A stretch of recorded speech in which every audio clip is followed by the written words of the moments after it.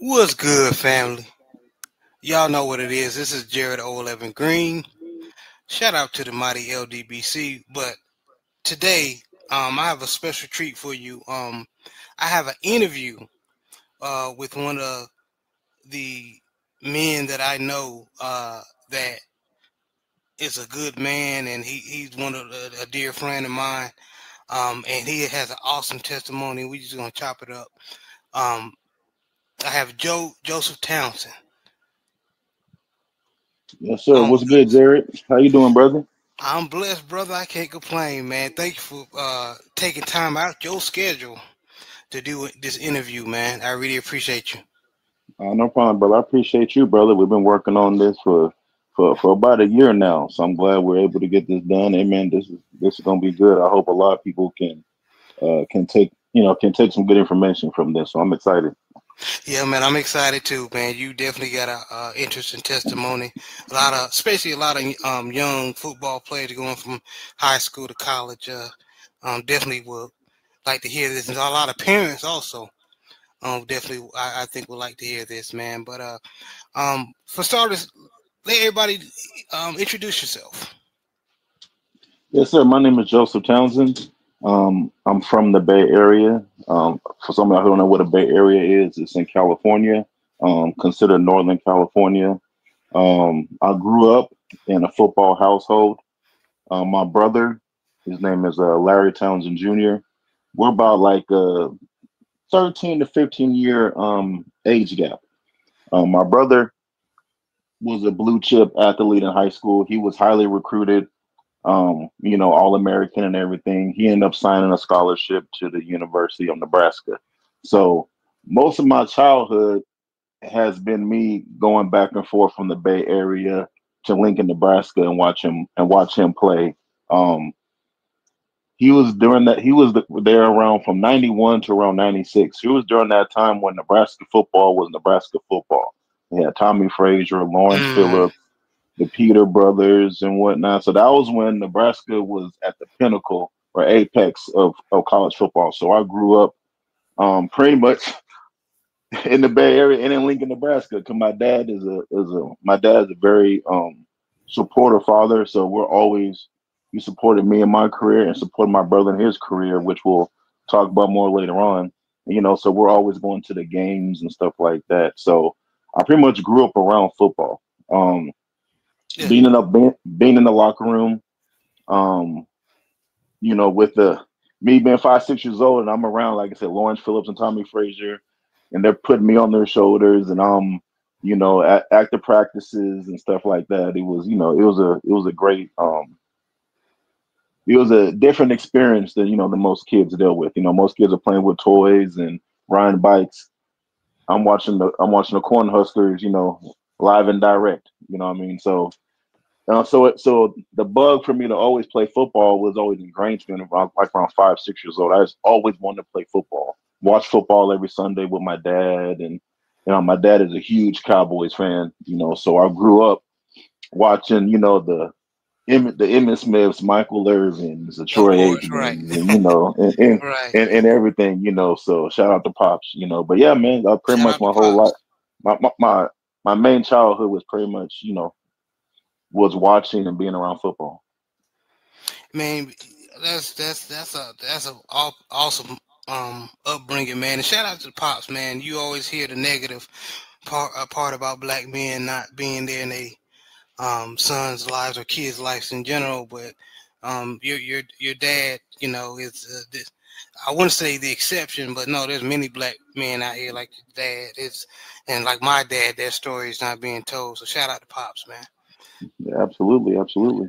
All right, so how did you get into football, man?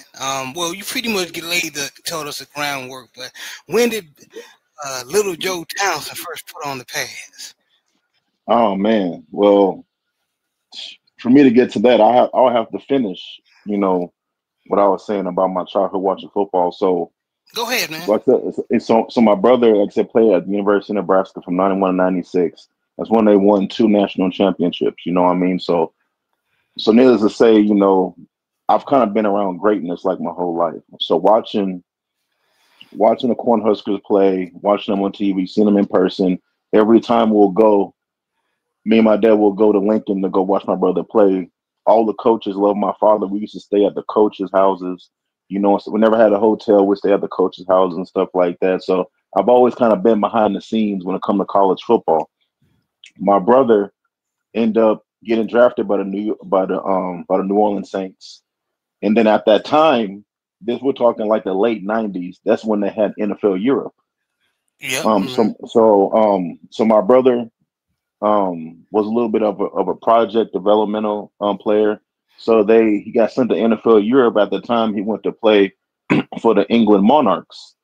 Now I know that now the NFL don't have no developmental league, but this was implemental for a lot of players back in the day. So he played for the England Monarchs. So my father, we went to go visit my brother play when he was in England. So me being in middle school, going out there and visiting my brother, seeing the quarters that he was living in, watching them practice, being in the stadium, me able to go into the locker room, go on the sidelines and be a water boy and whatnot. That was Cool, man. that was, that was tremendous. So you had that, and then the next year, my brother, he ended up playing again in NFL Europe. He played for the Berlin Thunder.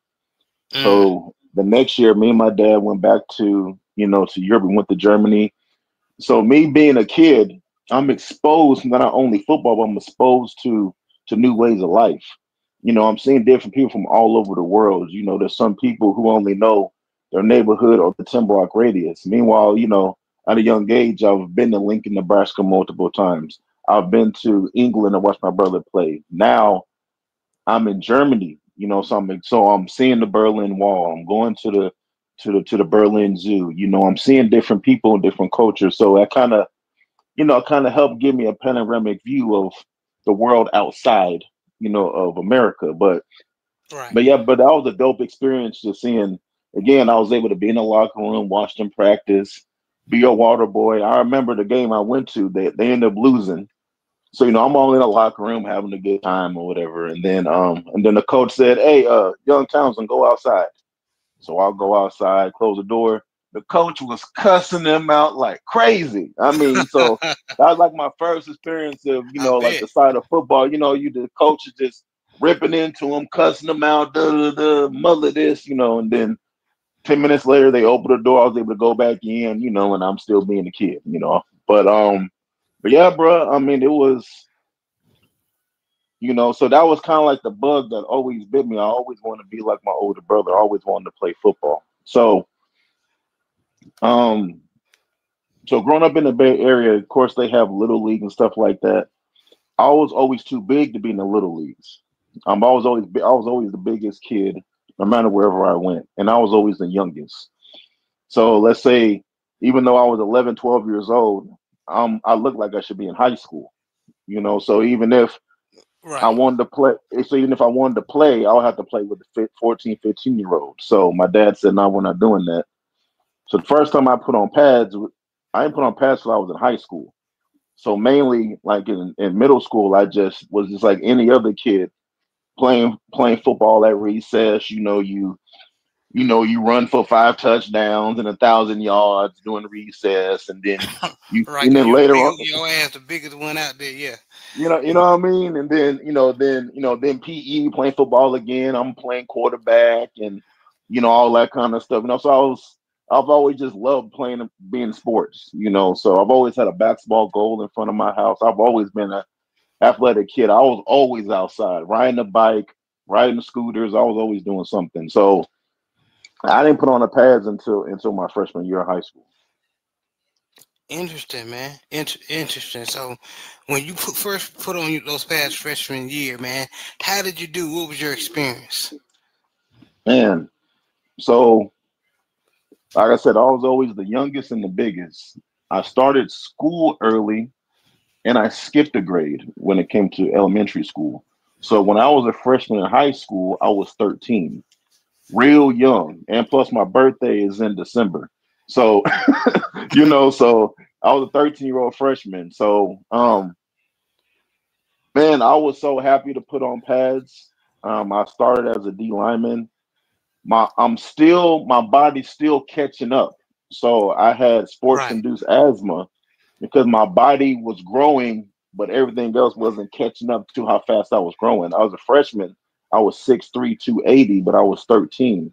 Hmm. So I had sports induced asthma. I had an inhaler and everything, but yeah, man, my freshman year was dope. You with coaches who are out there, they're teaching you the fundamentals and everything. And I'm just getting used to my body, just getting used to, what I can and can't do and stuff like that. So my freshman year, it was pretty good. There was a moment where my D line coach was like, I knew you arrived during this play. We played this team.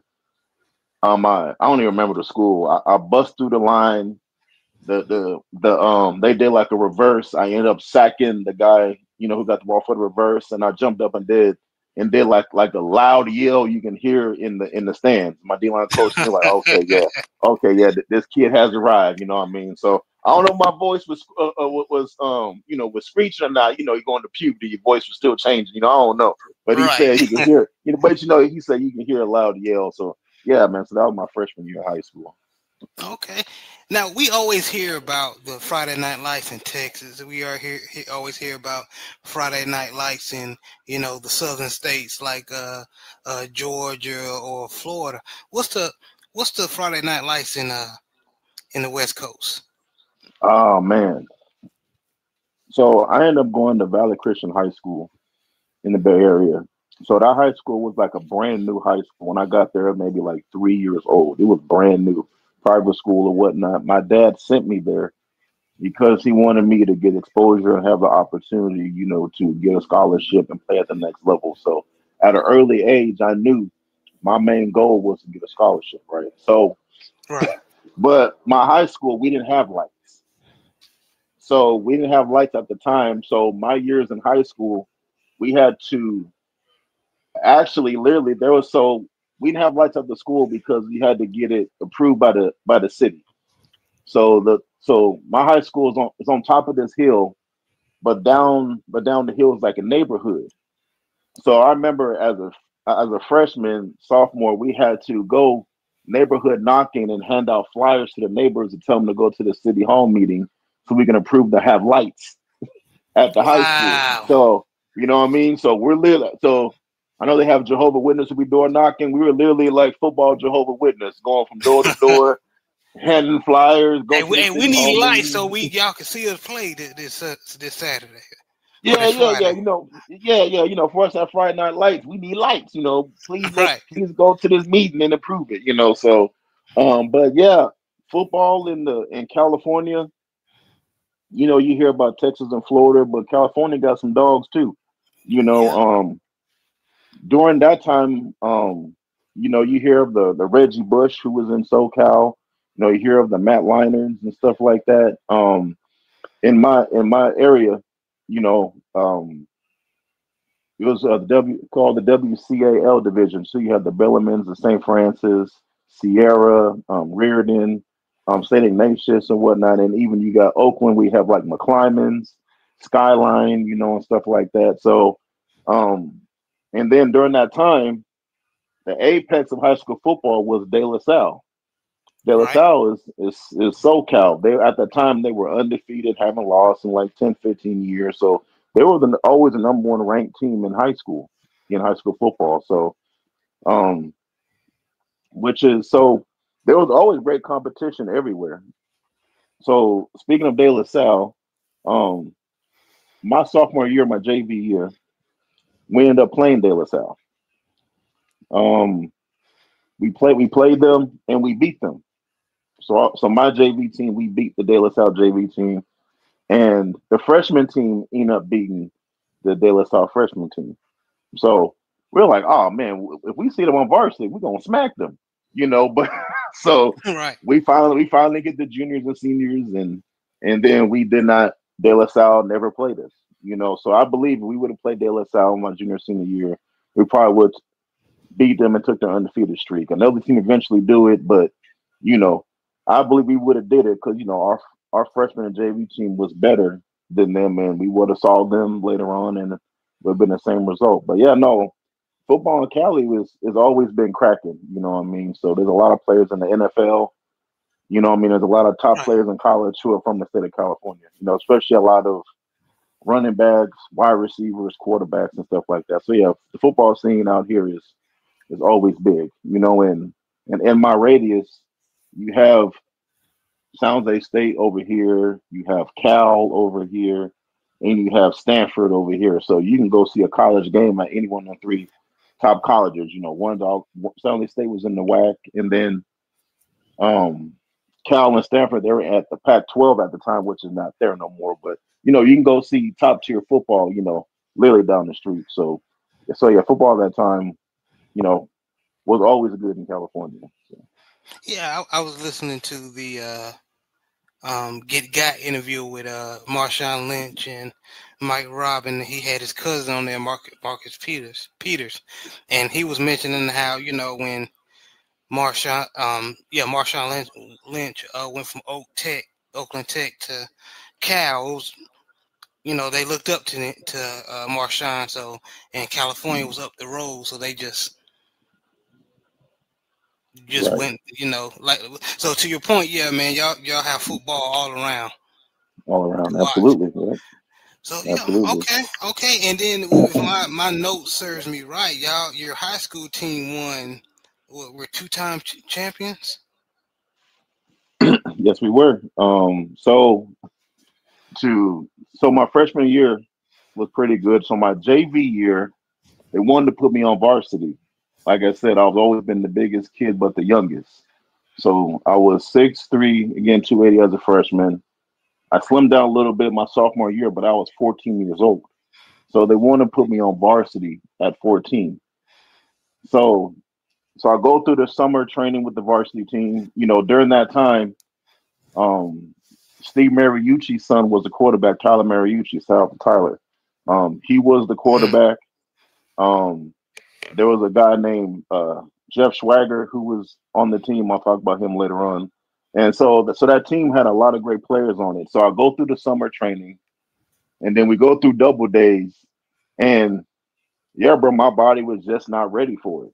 And mentally, I was just not ready for it because I was just so young. You know, I was 14 years old on varsity, you know. and So I even heard you mention that one time you was about to quit football because of that. it, exactly. I mean, I'm like, man, like, this is, I'm like, man. So even though I love football growing up, my first love was basketball. I Right. love basketball. When I was a young kid, I used to watch the Michael Jordan tapes. I Believe I Can Fly. I was notorious for breaking all the rims at my house. My dad would even do some man-made basketball rims. I'll even break those. My dad will put some rims in front of the house. I'll break those. I was notorious for breaking the rims. I love basketball, but for my size, 6'3", 280, you know, or eventually I grew to 6'4". That was the tallest I was gonna get. You can't play basketball being 6'4", 280. Steph Curry is 6'4". You know, so but Right. but my so went through the summer training camp in varsity, and I'm like, man, I don't want to play ball no more. You know, I'm just gonna focus on basketball because just mentally, I was just not ready yet. Because again, I was only 14. So I said, nah, I'm not gonna play ball no more. So then my dad's like, you did what? Like, yeah, Dad, I'm not gonna play ball no more. I'm gonna focus on basketball. What? so I didn't even Let tell me. my dad I quit. I just quit. You know what I mean? I was gonna focus on basketball. So but he talked me back into it, and then they Right. put me down. Then they put me down on JV, and then going from varsity practice to JV practice was a shock to me because on varsity you run everywhere, you run here, you run there, this and this. Then you go down to JV, coaches is walking, players is walking, you know, and it was totally different because of different atmosphere. But playing on varsity for a little bit and then going down to JV allowed me to almost accelerate my growth as an athlete. You know, so I'm glad I didn't quit, but I almost did. So, Yeah. but yeah. So then I went to varsity my junior year. So during the summer, my junior year, my dad thought it would be a good idea for me to go to some college summer camps, to do some training and just to be around some other players. So my junior summer year, I ended up going to Ohio State for a football camp for a week. During this time, this is when Maurice Clarett was there, and that's when they just came off winning they didn't win a national championship that year, right? What year Or was am it? I tripping? I won when Maurice Clarett was a freshman. Did he win a national championship, or did I make that up? I think so. Okay, so that was when Ohio State was Ohio State. So my dad asked, because normally in my high school for summer, we're working out June and July. We're going. They call it. It's a credited class. They call it football something. It's a credited class, but so that way we can work out and still get what you call PE credit. So I had to miss a week of that to go to Ohio State, but my dad talked to the head coach and he was cool with it. So yeah, man. So when I went out to Ohio State, bro, I had a lot of fun. I flew out there. The staff picked all of us up at the airport. They took us to the stadium. We walked through the stadium. So walked through the horseshoe. At the time, I'm 15 years old, walking through the horseshoe, looking around, like, oh man. And during that time, like I said, Maurice Clarett was there. So everybody's like, where's Maurice at? Where's Maurice at? Everybody wanted to see, all the kids want to see Maurice Clarett. Oh, he'll be around, but yeah, they eventually they put Yeah, us in the Maurice was the dorm. man back in the day, man. Yeah, I mean, yeah. Maurice was that dude. What I mean? How y'all supposedly talk about Ashton Genty? Maurice Clarett was that dude. so, yeah. So for a whole week, I was out there working out with guys from all over the country. Of course, Ohio, Florida, Texas. The camp was full. So shout out to my pops for sending me out there and also paying for it because I wasn't cheap. What I mean? Paying for a plane ticket and also paying for the camp. But it was a phenomenal experience. I went up against old linemen who were top in the country and everything. So yeah, man, that was phenomenal. So then then I come back. I'm playing D line, in freshman, JV, and I'm at the camp going up against, what I mean, playing D line, going up against O linemen. The coaches asked me, do I want to play left tackle? I'm like, well, I play D tackle, but being team first guy, can you play left tackle? I'm gonna play, So I'm 15 years old, playing left tackle. Yeah, so my junior year, I ain't playing no D line at all. So my junior year, our quarterback was a guy named Kevin Juravich. Shout out to Kevin. He ended up playing a little bit for wide receiver for the Niners. Then we had a guy, Jeff Schwager. Jeff Schwager at the time, Gatorade All American, Gatorade Player of the Year. He ended up committed and going to USC. So Jeff Schwager was like, all of us kind of looked up to him because he's the one, he got the big scholarship. Now, this is when USC was USC. This is when they Mhm. had Reggie Bush, Matt Leinart, Lindell White. This is when USC was the pinnacle of college football. So we're like, you going to USC? Oh, man. So I'm going up against Jeff Swagger every day in practice. So I'm going up against the best guy in the country. So going against him in practice and then playing against other guys during the year, it wasn't no contest. So yeah, so our junior year we won the Division IV championship, and then senior year rolls around. During that time, now I'm a senior, now I'm 16. I'm still young, because normally if you're 16, you're like a sophomore or something. But Right. I'm 16 years old, I'm a senior, and now I'm at the pinnacle of recruiting. So I kind of fast forward a little bit, but my junior year, I started getting a bunch of letters. I started getting a bunch of letters. I mean, I used to. So during that time, all your recruiting letters will come to the coach's office. So you will go to the coach's office, and then you would just grab your letters and take them with you. So I always had a huge stack of letters. They all just, I mean, from Nebraska, Oregon, Oklahoma, Texas, Clemson. I had letters for days just stacked up. So I always used to love going in there and grabbing my letters, and I would put my letters on top of my desk in my class. I was a, I was a little arrogant, as you can say. So I used to love doing that, getting You my sitting letters, there put them on my flossing. desk. Oh yeah, yeah. Hey, I got these letters right here. You know what I mean? So, and you know how everybody do the money phone thing. I was doing the money letters back in the day. I always hold all them letters up. So yeah, man. But I'm sure you wasn't the only one. Go ahead. oh man, yeah, no, yeah, no, yeah. But yeah, but during that time, once the seniors left, I was the one I was the highly recruited guy on the team. Right. So my junior year, after the season played and we won the championship, getting all these letters and stuff. I'm so I'm so into myself, like, man, I don't need to go to school. I play football. So during that time, it was important for you to have your SAT score, ACT score, all that to match your GPA. You had to go to the NCAA clearinghouse online and register and go through the rules. So a lot of recruits, they would ask you, hey, what's your GPA and what's your SAT and ACT score? Now you don't need that now. But back then that was highly important. So again, my mentality I'm young, I'm 15, I don't need to go to school. I play football. Mm-hmm. I ended up pulling my junior year, I pulled a 1.9 GPA. Ouch. Because I was so into, man, I play football, man. I'm a football player. I just go to school. You know what I mean? So, Mm-hmm. but me not understanding the importance of your GPA has to match your SAT and your ACT score. So my senior year rolls around.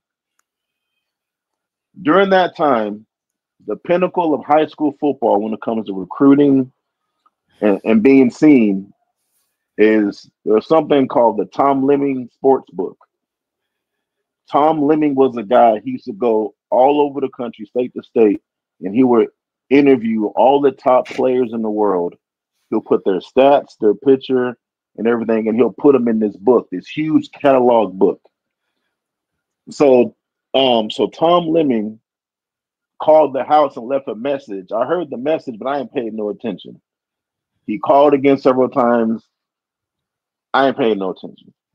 So eventually, my dad hears the message is like, "Hey, son, who's this Tom Lemming? Who's Tom Lemming?"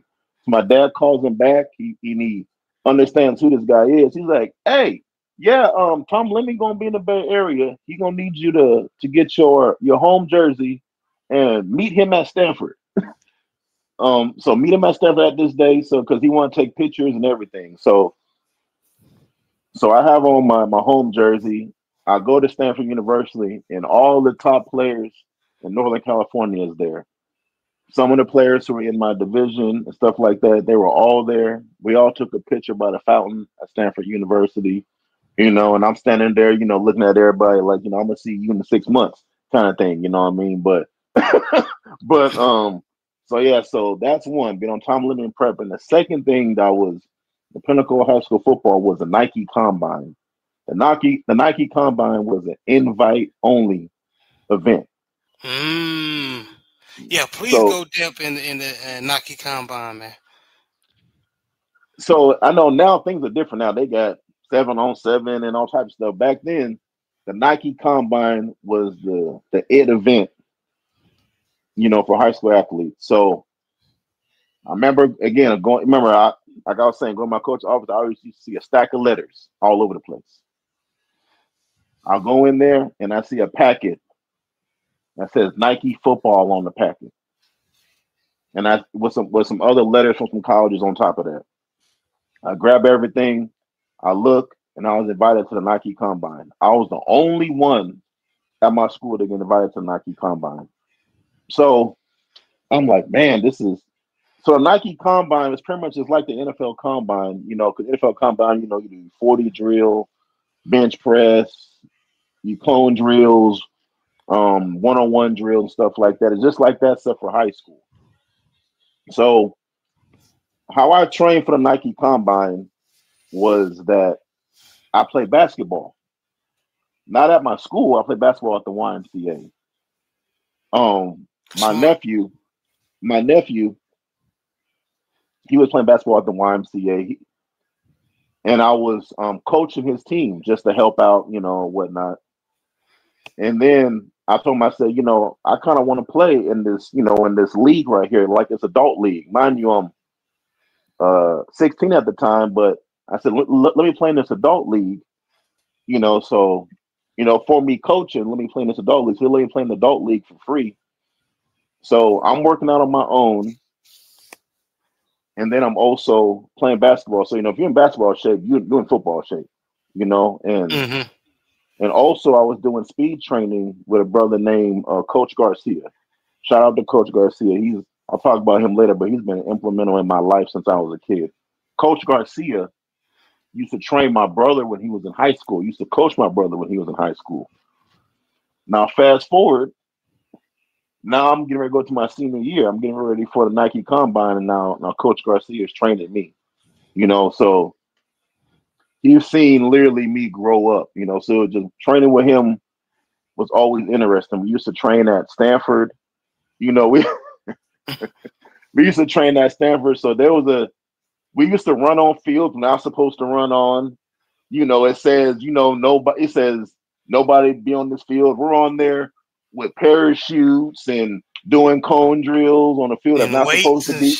yeah, You right. know what I mean? doing sled pulls. Meanwhile, they're trying to manicure this field and we're hopping the fence and using it. So, but he wanted me to train at Stanford because they had hills so we can run up and down hills and stuff. So I'm running up and down hills, doing speed training, doing combine drills, and playing basketball. So needless to say, now I was ready for the Nike Combine. So the Nike Combine come up. I see some of my teammates there who didn't get invited. It's an invite only, but somehow, a couple of them got invited. We'll talk about that later. But but but at that event, man, it was you're there and you see Pete Carroll, Ken Norton Jr., all the coaches over there. You see Oregon over here. You see Alabama over here. You see Oregon, Arizona State, Arizona, Texas. You see all these schools just there, just watching you. And you're just like, oh man, this is real. This is legit. It's time to get, it's time to put on the show now. So And you get there. and I don't mean to Go ahead, bro. interject, man, but what is that feeling of, man? Damn, all that hard work. I got the physical abilities and everything, but all that hard work paid off. I'm here. I'm here with the elite athletes around the nation of high school ball. Well, yeah, go into detail how that feel as you did. Go ahead. Man, my feeling was I felt like I'm supposed to be there. Going to my senior year, I'm in the Tom Lemming prep book.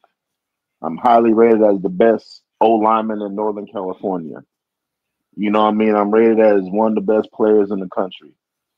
So I feel like I'm supposed to be here. Now it's time for me to show y'all why I'm supposed to be here. So even though I played O line, I always knew I'm going to play D line in college. My brother played D line. So even though I played O line in high school, I'm playing D line.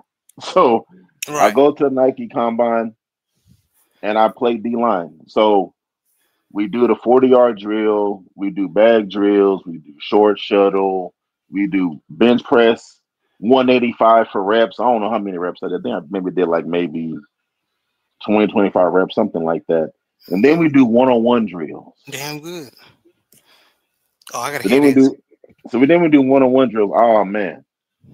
So I ain't do no O-line drills. I'm the top O-lineman in the country.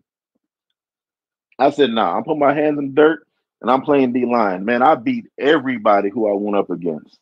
Swiping their hands off, bending the corner, tackling the dummy behind it. Man, I was having a ball, man. So I did very well on the Nike Combine. Some of the coaches talked to me afterwards and everything and whatnot and confirm, what they seen on tape. They're like, man, you play O line, why are you playing D line and this and this? So the thing was, why are you not playing D line if you doing so well over here? So going into my So the Nike Combine was a ball. So fast forward now, we're going to summer camp. Hmm. So like I said earlier, June, July, we're doing like weight training and stuff like that, and then we're doing like we don't have pads on, but we're still running plays and just shorts and t-shirts. So I did a little bit of a protest. So they're still not playing me D line, and I want to play D line, but they wouldn't let me. I'm like, okay, well, I'm gonna protest. So I'll go in for one or two plays on offense, and then I'll go in for the rest of the time on defense. I was literally protesting. I said, "You gonna put me on D line now? I'm not gonna play O line in college." So I protested the whole summer. How the coach react? The coaches brought me in to a private meeting and said, "We see you. You're protesting. We see you want to play D line. Okay, we're gonna play you D line." So my senior year, Mission I end up accomplished. mission accomplished, right? But I'm like, why I gotta protest, for that to happen? But and I never told nobody this. Me and my pops were even thinking about transferring. Really? Okay. So I thought about transferring to another school in the division because I wanted to play D line, and I feel like I wasn't being heard. I'm protesting. I'm like, okay, well, they don't want to play me, then I'll just transfer. You know what I mean? So I'm doing the transfer portal stuff way before it even happened. Right. Athletes are transferring now, can go wherever they want to go. I was going to transfer my senior year in high school and go to another school who was going to give me some shine, but they let me play. So my senior year, I played both ways. I was elected captain, of the team. So I had a phenomenal senior year. But mind you, I'm 16 as a senior, but I had a phenomenal senior year. I ended up missing two games though.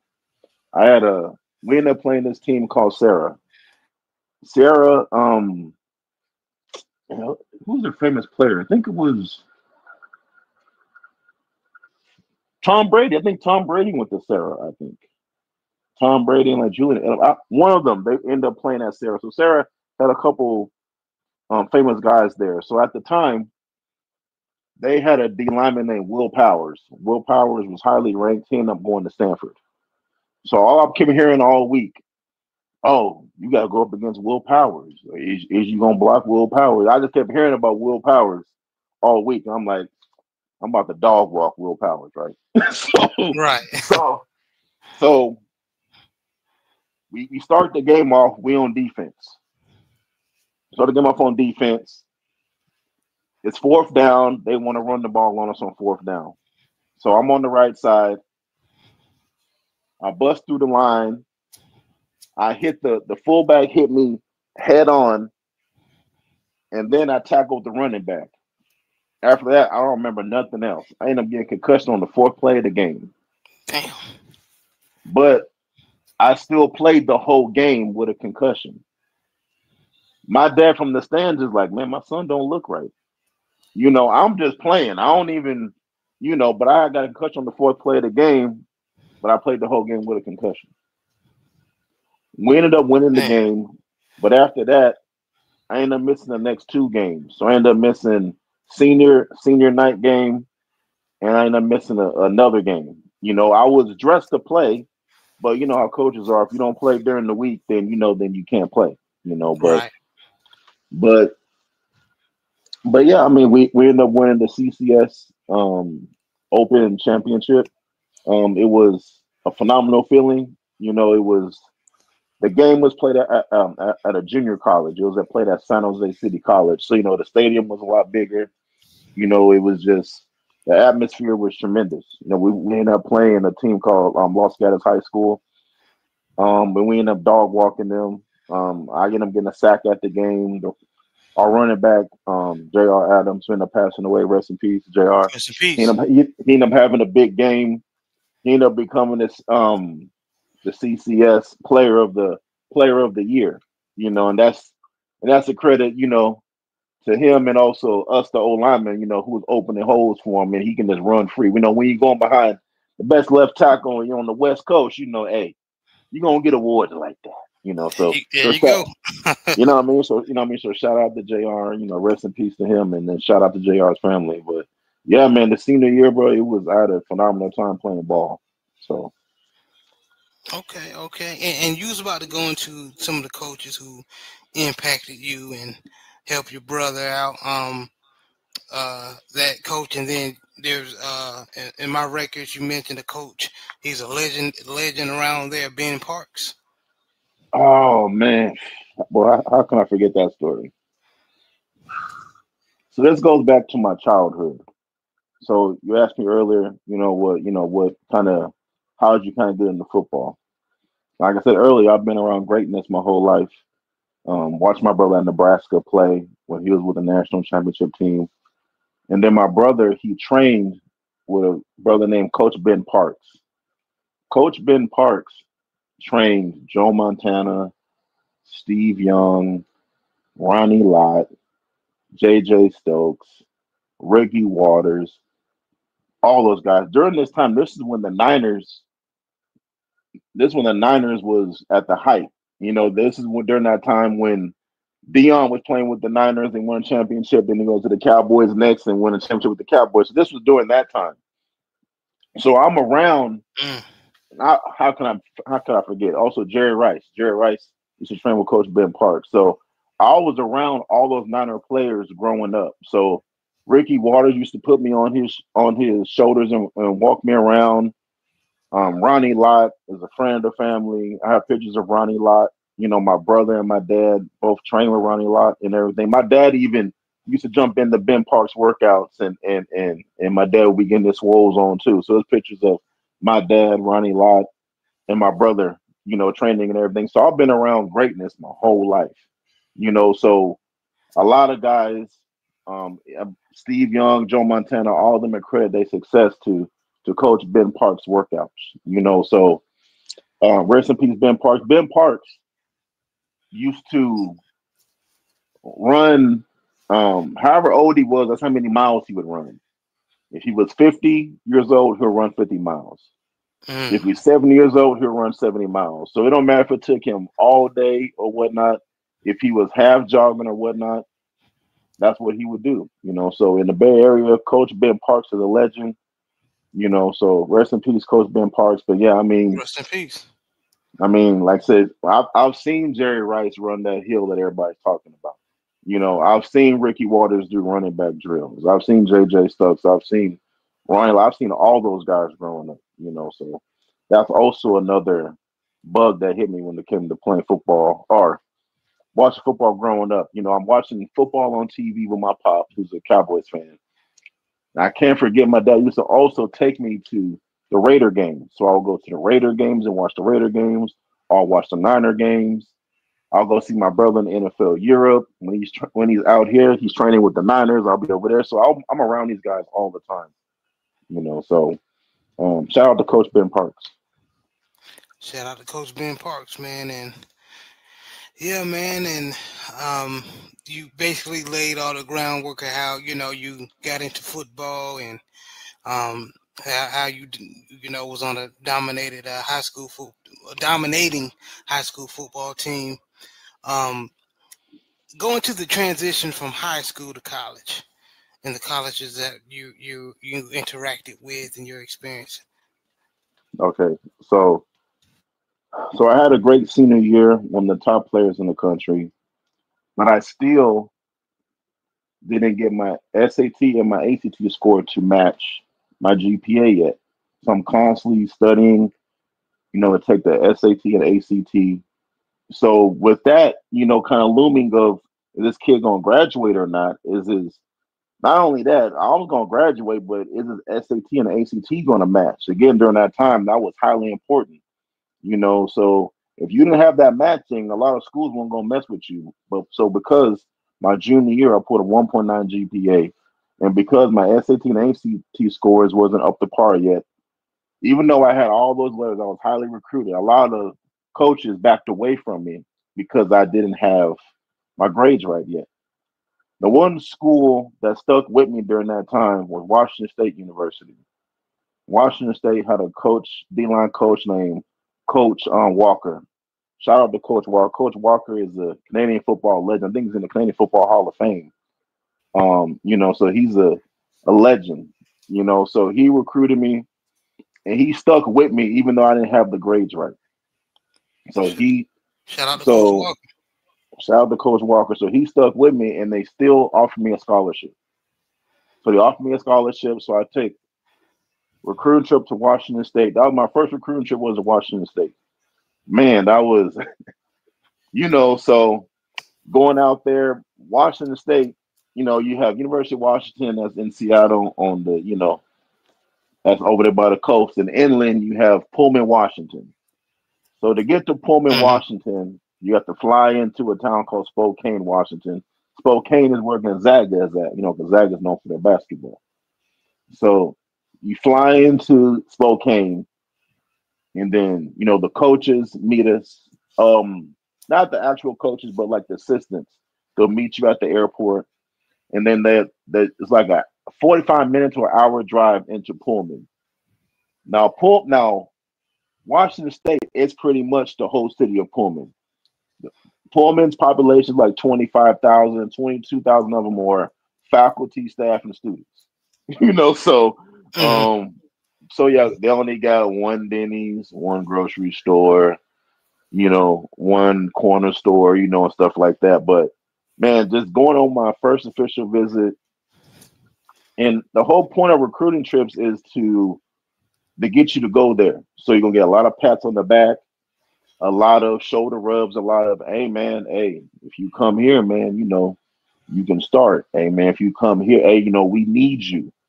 All that good conversation. So man, so the first day of a recruiting trip, you get there, you get settled, you'll have dinner with the team, with the whole team, and then they'll appoint you, your host.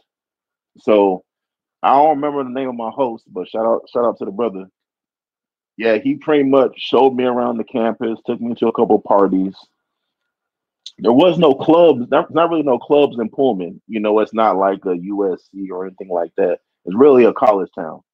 But we did go to the University of Idaho. University of Idaho is like 10 minutes away from Washington State, and it's a D1 school. So they're in the WAC conference. So University of Idaho, they play like San Jose State, they play Boise State, Utah teams like that. So we ended up going Right. to University of Idaho, coming back to Washington State.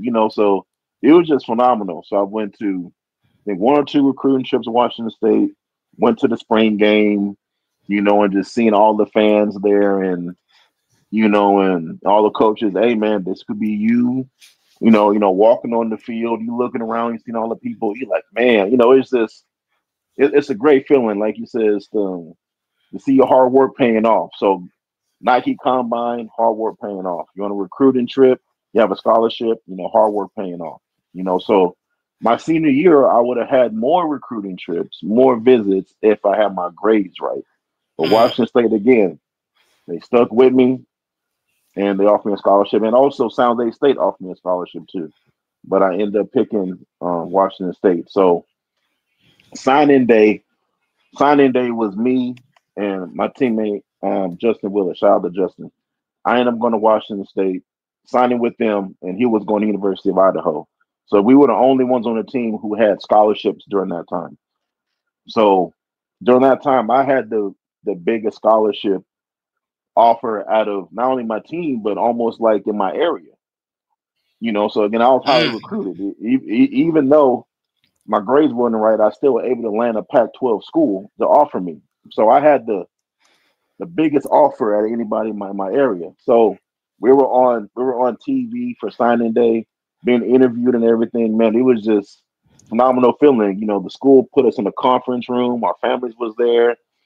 We all took pictures. You're not really actually signing your letter of intent. You do all that stuff, before. So the ones you sign on TV is for show. So you sign that, the get interview, man, it was a phenomenal feeling. So I ended up graduating high school. I signed with Washington State. So during the summer, Our area has a an all-star game. The best people in the area, everybody come together and play for an all-star game. So I just said I had the biggest scholarship offer out of everybody in the area. I was not invited to the all-star game. Mm. So from my understanding, to be in How the that happen? all-star game, from my understanding, to be in the all-star game, you have to be recommended. If you catch my drift, Mm. you have to be recommended to be in the all-star game. And That's foul. some people I guess they didn't want to recommend me. You dig what I'm saying? So I I think I wasn't there, but it sounded like to me they were still salty of you taking your stand of playing on the D line. That's my opinion. That could be wrong. well I'll say this. I'm always been a guy who will show up and do his work. You're never gonna catch me, just in the coach's office or, being extra or whatnot. I've always just went out there and just mind my business and just played, and then after that, just go home.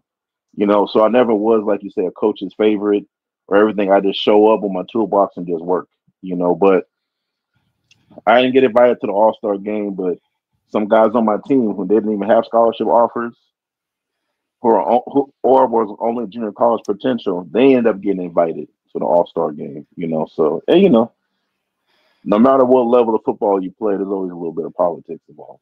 Yeah, you're absolutely right.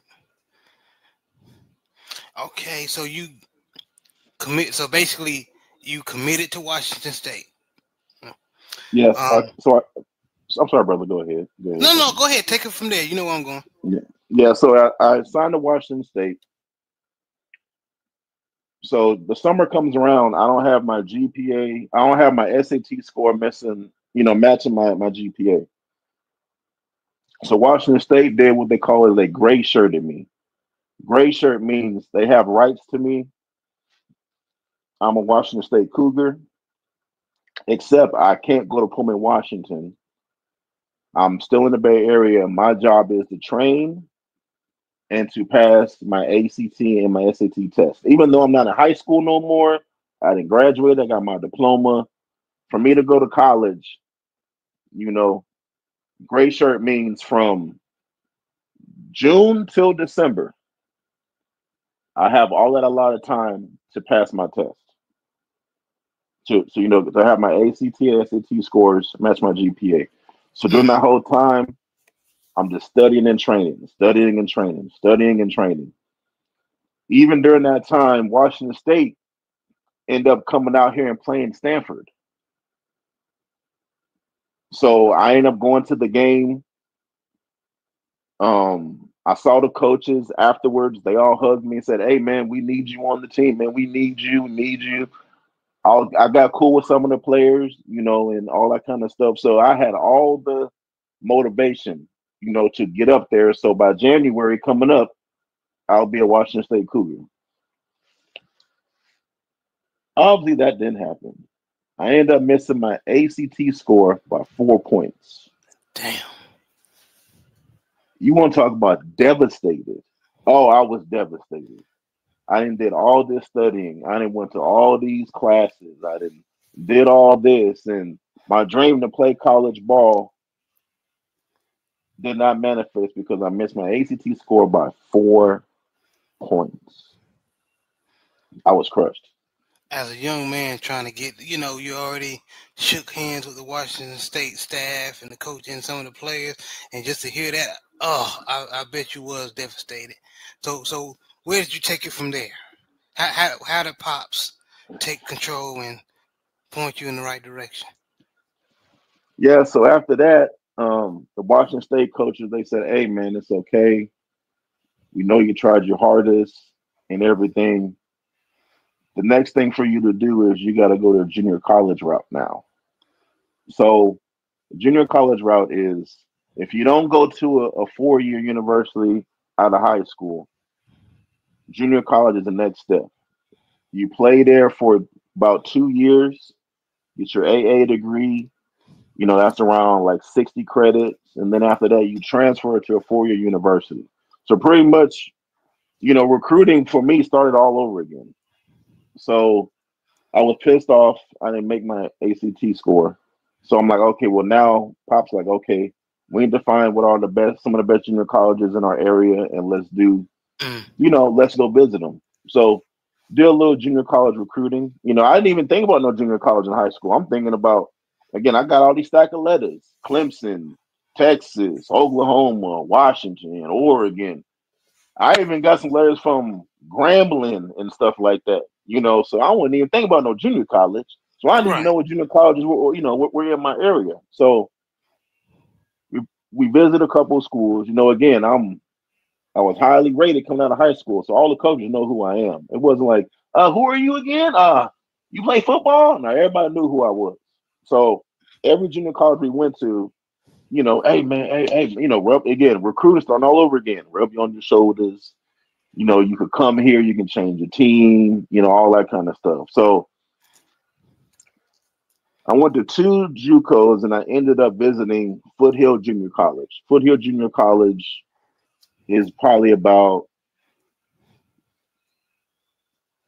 20 to 25 minutes from my house. So we Not went long at out all. there. It's kind of in the hills. It's kind of tucked away. It's just like my high school. My high school on top of a hill.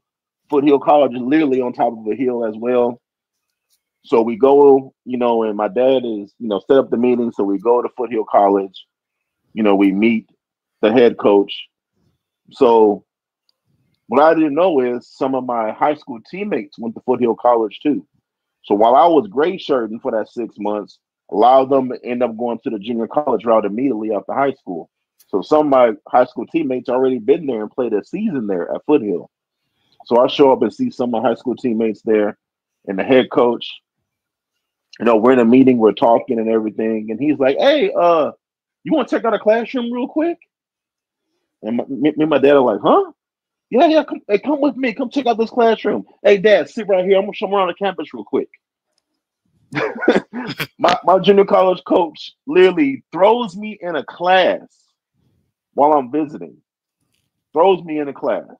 Big like an African American studies class. Just throws me in the class, interrupts the whole classroom, sits me down, and that's how I end up at Foothill College. Damn, That's like, what the? that, that's kind of how I ended there.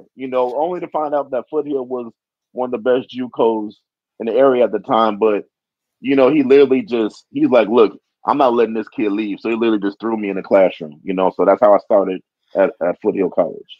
Man, he said he ain't letting you leave. Now it's interesting, and this was interesting about you, Big Joe. There's a series, and I mentioned this before, and ladies and gentlemen that you're listening and watching the replay once this go live, the interview go live. This gentleman that's interviewing me with me right now never watched the famous series on Netflix, Last Chance U. And I Haven't believe, seen one episode. haven't seen one episode. I believe the very reason, in my opinion, my assessment, is because he lived that shit. Absolutely. He lived that shit. So what's the point of watching series of of that? But go ahead, man. Okay, you're at Foothills now. All right. So now I'm at Foothill College. Now recruiting starts all over again. So now I'm officially a college student, my Foothill College. So now all the college coaches are coming back around now. Washington State is still like, hey, we want you, we need you. So shout out to Coach Walker, Washington State was sending me letters. Mississippi State, let me see, Oregon, literally all Cal, and also the University of Nebraska was recruiting me as well. So I'm just getting there, and I'm getting all these letters. Mm. Again, for me to get these letters, I got to go to the coach's office. I go to the coach's office, letters on the desk. So I got a little bit when I got there. It was a little bit of enviousness because you got guys who've been there for a year or 2 years. They ain't got one letter. I Oh, I bet. show up. I show up, and then there's already letters waiting on me. So some guys kind of, felt some kind of way, about that, because they're there because they're trying to go play. They all have dreams of playing pro. They're trying to go play college ball. They're there. And this guy just shows up, and now he has all the letters. Now, what is this? So so now I'm in college classes. Doing the off season training. In junior college, there is no spring ball where you wear helmets or anything like that. So it's literally you just do team drills, with shorts and t-shirts. So I end up playing in junior college. I end up playing defensive end. Now, again, when I was a freshman in high school, I'm 6'3", 280 at 13. Now my body then leaned out. I'm getting I'm getting a little bit of that maturity on my body. So now I'm 6'4", about 280, 275, but I looked the part. No You filled out. pudginess. I filled out, explosiveness, everything. So I don't know how, but they put me at DN, and I didn't look back ever since. So, which was funny, Coach Walker, at Washington State was like, "You playing DN?" He's like, "Man, you a three technique. I mean, what you doing? Man, what you know about playing DN, man? Because I have, so for guys who understanding, D lineman, normally you have big legs, a wide base.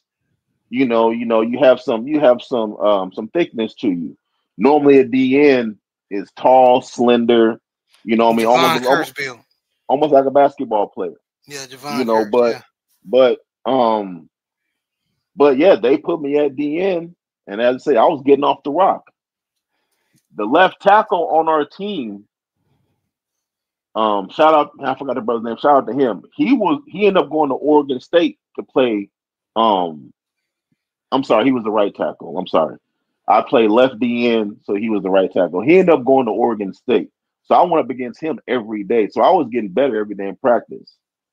But I was doing so good in off-season practice. The coaches told me, "Hey man, can you slow down a little bit so we can get some plays off?"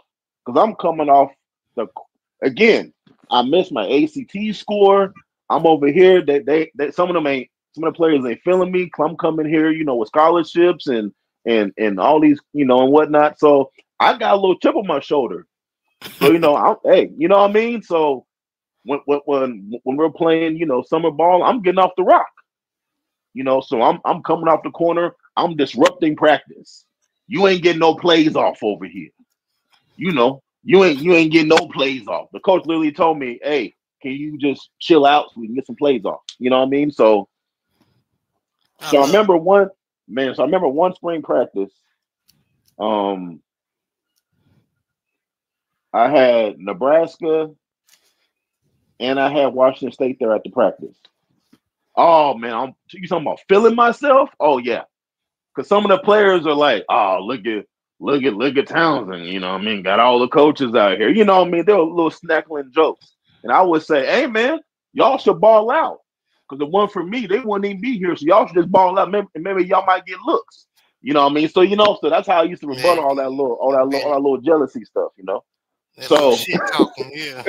you know what I mean? So, yeah, oh man, that practice, bro, I got off the rock. I was disruptive. You know what I mean? I'll give them all they can handle. So then after practice, the Nebraska coach looked at me and said, "All right, we'll be in touch." Coach Walker said, "Hey, you know what? Yeah, you can play DN. I ain't gonna tell you nothing. You know what I mean? You can play DN. I ain't gonna tell you nothing. We chopped it up, and then Coach Walker said, "All right, we'll talk a little later." So you know what I mean? So, but I was feeling great. I was doing the summer program. I was doing the. I'm sorry, I keep saying summer. The spring program. Where so for at Foothill, you have the fields on a lower level, so you have to go down some stairs to go to the weight room and the field, and then you have to go back up the same stairs to go back to the locker room. So you go down the stairs feeling fresh, and then you go back up there, you tired, you cramping up and everything and whatnot. But I believe all that attributed to our conditioning, because you literally got to go down by 5 flights of stairs to get to a weight room. And then after that, then you got to go back up 5 flights of stairs to go back to the locker room. So, but there was even one point, bro. I ended up going to the hospital. I had a heat stroke during the summer. Word. So during the summer, we had like a little mini combine. So 40-yard dash, 225 reps, and everything. Mm-hmm. For some reason, I guess I didn't hydrate enough, and I was feeling kind of funny. I'm like, man, I don't feel good. I take a knee, put water on my head. So then, again, to get back up to the locker room, you have to walk up the stairs. So I go back up the stairs. I'm like, man, I don't feel good. So then I go to the training area, to the training room. I sat there for a while. Bam, collapse in the training room. Oh Just man. collapsed. The staff called me. They called. I just remember falling down the training room, and now I wake up and I'm in the hospital. So That's during crazy. that during that time, Adidas had this dope like workout outfit. Reggie Bush was in the Adidas commercial wearing like this Adidas Tech, combine kind of workout stuff. So I ordered it through East Bay. A lot of y'all don't know about East Bay. East Bay before Amazon, before whatever you They don't know get it. about East Bay, Big Joe. East Bay Oh, magazine, bruh. East Bay magazine. I mean, now you can go on sneakernews.com, you can go to footlocker.com. This is what East Bay had everything you needed. I bought all my cleats on East Bay. You can get football gear, basketball gear. You can get your football visors, tennis stuff. It was this book you would get every month. You have to sign up for it. Every month, East Bay will send you a book. You can buy Jordans in there. All the Jordan retros y'all be standing in line for at Foot Locker. You used to order them through East Bay. So during that time, they had the Vince Carter Nike shoes with the shocks on it. Michael Vick had some football cleats and athletic shoes. I wore Michael Vick cleats. My JUCO, I'm playing JUCO. I wore Michael Vick cleats. So he had some cleats with a strap on them that were real light and everything. So East Bay, East Bay was literally, if you had East Bay, you get anything you need. You call East Bay, tell them the SKU of the product, you pay for it over the phone, like a credit card, debit card, or whatnot, or you give them a bank account number, and then it will send you your product. So again, this is through a book now, almost like the Yellow Pages. What I mean? It's literally a book that had. Oh man, I miss East Bay so much, man. It's just you nostalgia. ain't the only one, man. Yeah. Bro. I mean, yeah. So I ordered this Adidas fit that Reggie Bush was a spokesman for. I ordered this Adidas fit. It was not cheap. It's like $100 for the top, $100 for the thighs. For for like the compression thighs or whatever. So since I passed out, I'm wearing this combine stuff.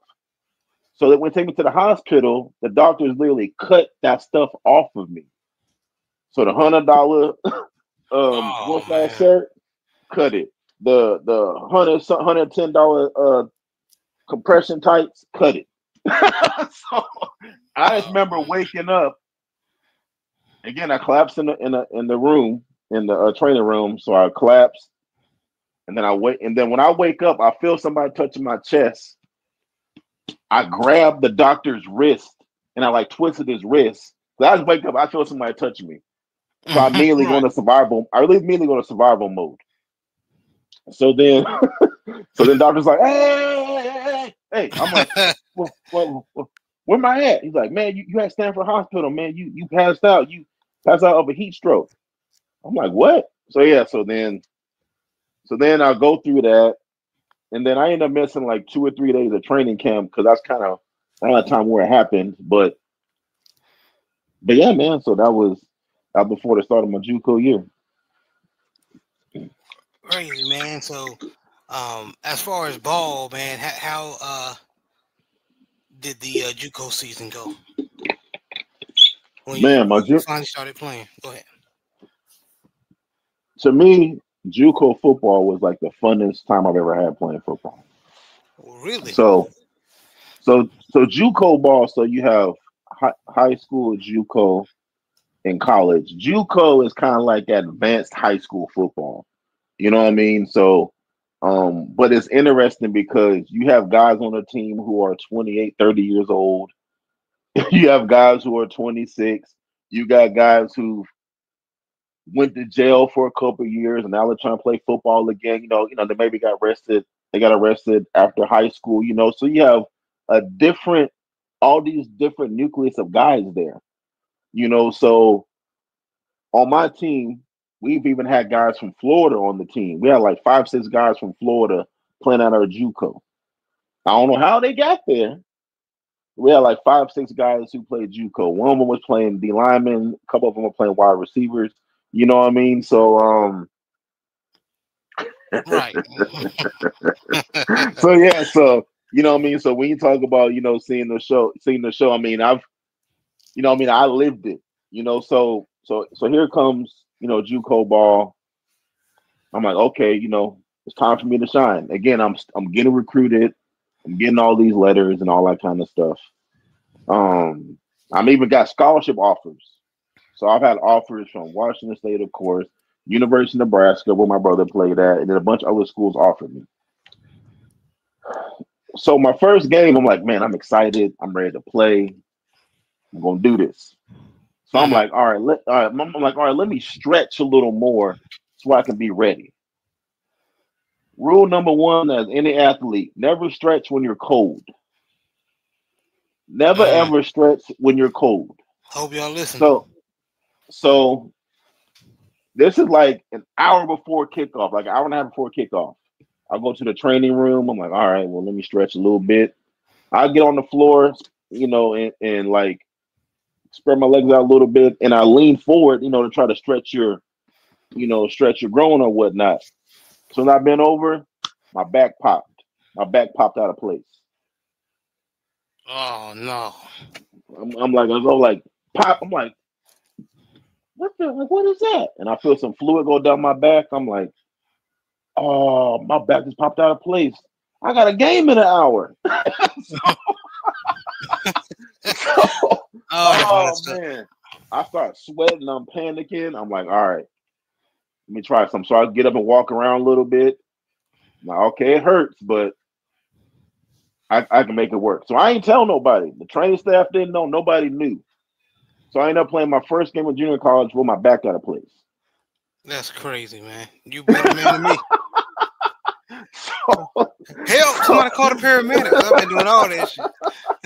so, so played the game. I had an okay game. I almost had a sack. I hit the tackle with a spin move on the inside. I swim the running back. I ran. Literally, as I'm about to hit the quarterback, he throws the ball. I could have easily still blasted him, but I was so scared. I didn't want to get a what you call a roughing the passer penalty. So my coach said you should have hit him anyways, but I didn't want to get the team a 15-yard penalty. Um, but yeah. So after the game, ended up seeing the chiropractor. He adjusted me. No more back problems. So I believe this was the third or fourth game of the year. We ended up playing this College of Sequoias. College of Sequoias was the number one ranked team in the nation. You know what I mean? They were the top team. We played at Foothill under the lights. You know what I mean? I don't know if it was a Friday or Saturday game. We played underneath the lights. At that time, the biggest thing was like Nike. Oh, what was it called? Like Nike Tech jerseys. So our team was fitted with brand new Nike Tech jerseys. Our colors were black and red. So we had all black with a little bit of red. When I played, I had on my Michael Vick cleats. no gloves, no sleeves, no elbow pads, literally barehanded, just like Reggie White, and I had on a clear visor. On the reason why I didn't have a tinted visor is because you need a doctor's note to have that. And my dad wasn't going to finagle that for me, so I had to wear the clear visor. But that's literally all I wore. And my jersey number was 90. I picked 90 because during that time, when I growing up watching ball, I grew up watching Reggie White, Charles Haley, Deacon Jones. What's the brother who played for the Falcons? Not the Falcons, the Vikings. Panthers. John Randall. I grew up John. watching John Randall, Bryant Young, Dana Stubblefield. I grew up watching all these guys. But during that time, I was a huge Julius Peppers fan. So during that time in the NFL, Julius Peppers wore 90, and Williams, who went to North Carolina State, Mario Williams, he wore 90 Mario too. Williams, yeah. He wore 90 as well. So I was a huge fan of Mario Williams, Julius Peppers. So that's why I wore number 90. So we played College of Sequoias. I'm like, okay, this is my time to shine. I had 2 sacks. I had like 6 tackles. I ended up getting defensive player of the game, and we beat College of Sequoias. So that kind of put us on the map during that time. After that game, oh man, it was the worst because it showed that I could play DN. It showed that I could ball. More colleges came to see me. More colleges sent me offers, but all the other junior colleges stayed away from me. So no matter where I lined up at, the team will go the other way. So I was literally getting no. They was avoiding the game record. Okay. Oh man, I was literally getting no. To the point to where some games I'm freestyling, doing things I shouldn't be doing because I'm trying to make a play. I have these coaches in the stands come to see me play, and the other team is literally sprinting away from me. So that's even in the report of my scouting report. I was a 4-star recruit, on rivals.com. I was the number 1 rated D lineman in the country on jcfootball.com, which was ran by Rivals. And I was like the number 5 or 6 best JC football player in the country. So on my report, it said, I do this and do that, but the teams stayed away from me, so that got very frustrated. My other teammates on the other side, they got a lot of shine. The other DN, shout out to my dog Chris Leotonga, he got a lot of shine. He ended up going to Hawaii. They were going away from my side to his side, so he got a lot of, work. So, but yeah, man. So, Okay. man, junior college ball was fun. We ended up playing San Francisco Community College. San Francisco Community College at the time was a highly ranked team as well. They were in our division. During that time, they had some players who ended up going to college as well. The quarterback, forgot his name. He ended up going to Nebraska. So, we played them. I had a good game, but we ended up losing the game by a field goal. But after that, we ended up winning like a bowl game. We got a ring for it or whatnot. But yeah, man, junior college ball was literally my first year in junior college was literally one of the best times in my life playing football. Just the camaraderie, the guys that I was around, and the coaching staff was very good too. I was probably the most well conditioned that I ever been. And our junior college coach, he literally ran us literally to death. I mean, I could run all day. We did so much running during the season.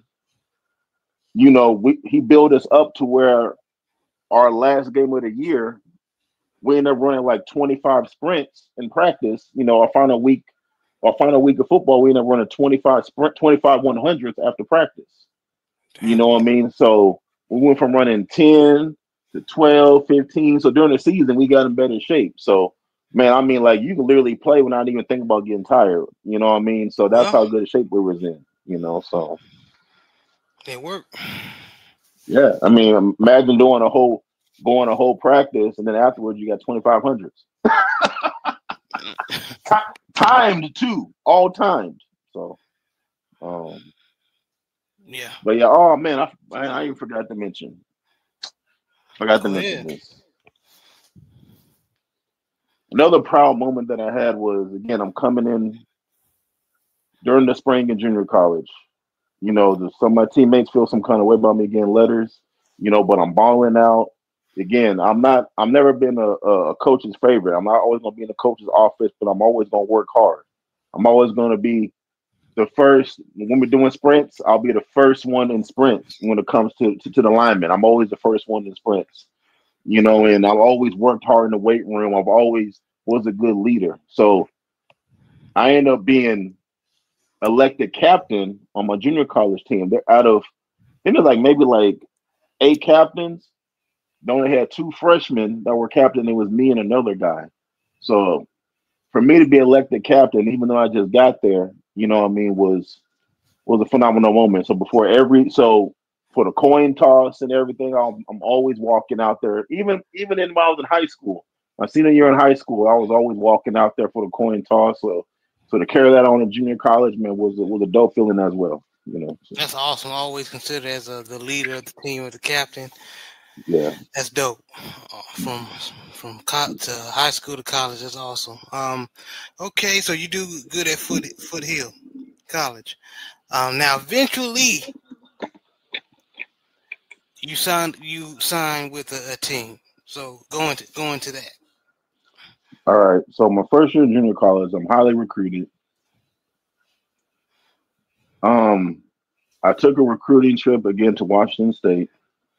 I took a recruiting trip to the University of Nebraska. Again, my brother played in Nebraska. Mm-hmm. So during that time, the head coach for Nebraska was Bill Callahan. Shout out to Bill Callahan. The coach recruiting me at Nebraska, his name was John Blake. John Blake was a D-line coach. So I'll talk about John Blake later on. But John Blake was a D-line coach there. So he was a hard recruiter. He like, hey, what's going on, cuz? How you doing, cuz? How you doing? Hey, I need you over here at Nebraska, cuz. Hey, come on, cuz. Come on here, start playing and play with us at Nebraska, cuz. Come on, man. Your brother played there, man. What you waiting on, cuz? He was very, you can relate as a kid, you can relate to him, and he was very, Animated, yeah. yeah, for sure. So took a recruiting trip to Nebraska. Man, going there from a little kid, watch my brother play, to me going there and being recruited there, man, it was a phenomenal feeling.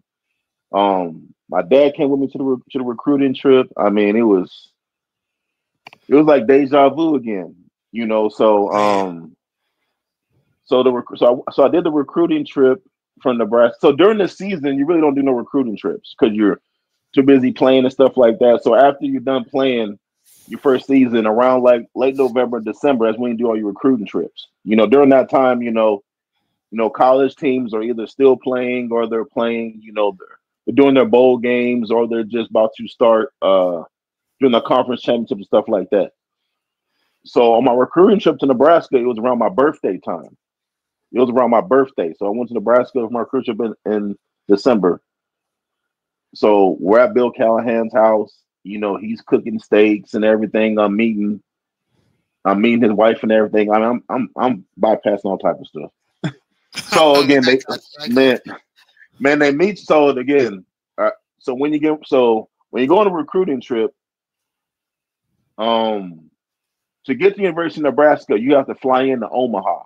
Omaha, Nebraska is home of Bud Crawford. Shout out to Bud, he just Shout out won. to Bud Crawford. So you fly into Omaha, Nebraska, and then you drive from Omaha to Lincoln, kind of like how Washington State, you fly into Spokane and you drive into Pullman. So University. So I'm showing up. You see the Nebraska SUV outside. The assistants there. Hey, what's up, Townsend? They giving you hugs and whatnot. As my father, me getting during my recruiting process, I can see my dad just glowing. I can see my dad just being proud of his son, for accomplishing, and working hard and reaping the benefits. So my dad always loved the recruiting trips. Oh So man. So you go from Omaha to Lincoln, then you check into the hotel. You check so it obviously it's me and there's a bunch of other recruits there as well. We check into the hotel and I get into my room and there's like a huge basket on my bed. Welcome to Nebraska. You got there's like cookies, water, handwritten notes, all type of stuff.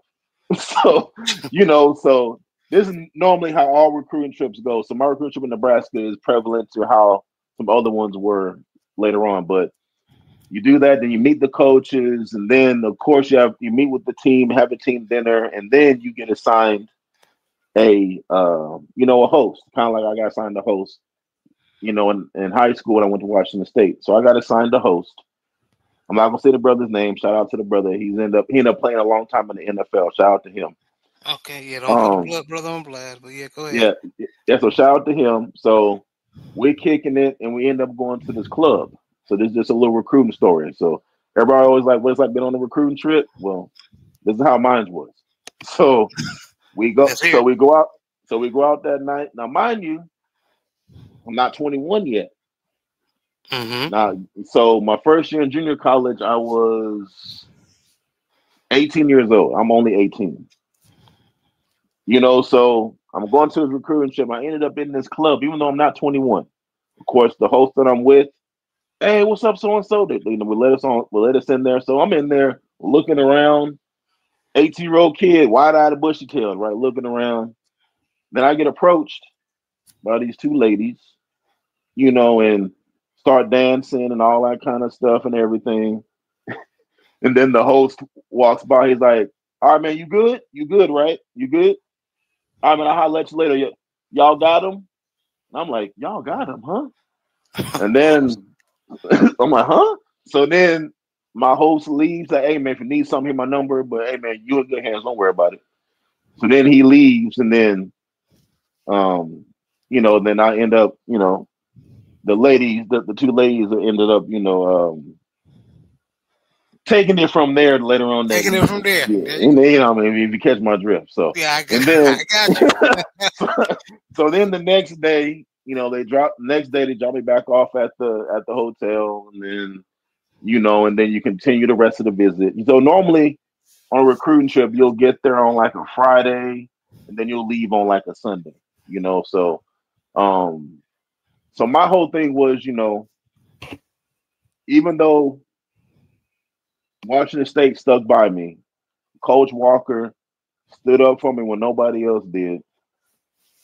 During that time in my mind, I've been going to Nebraska since I was a kid. I watched this movie called Decade of Dominance over and over and over. It's a video on Nebraska football history and the football team in the 90s. I used to watch that over and over and over on a VHS tape.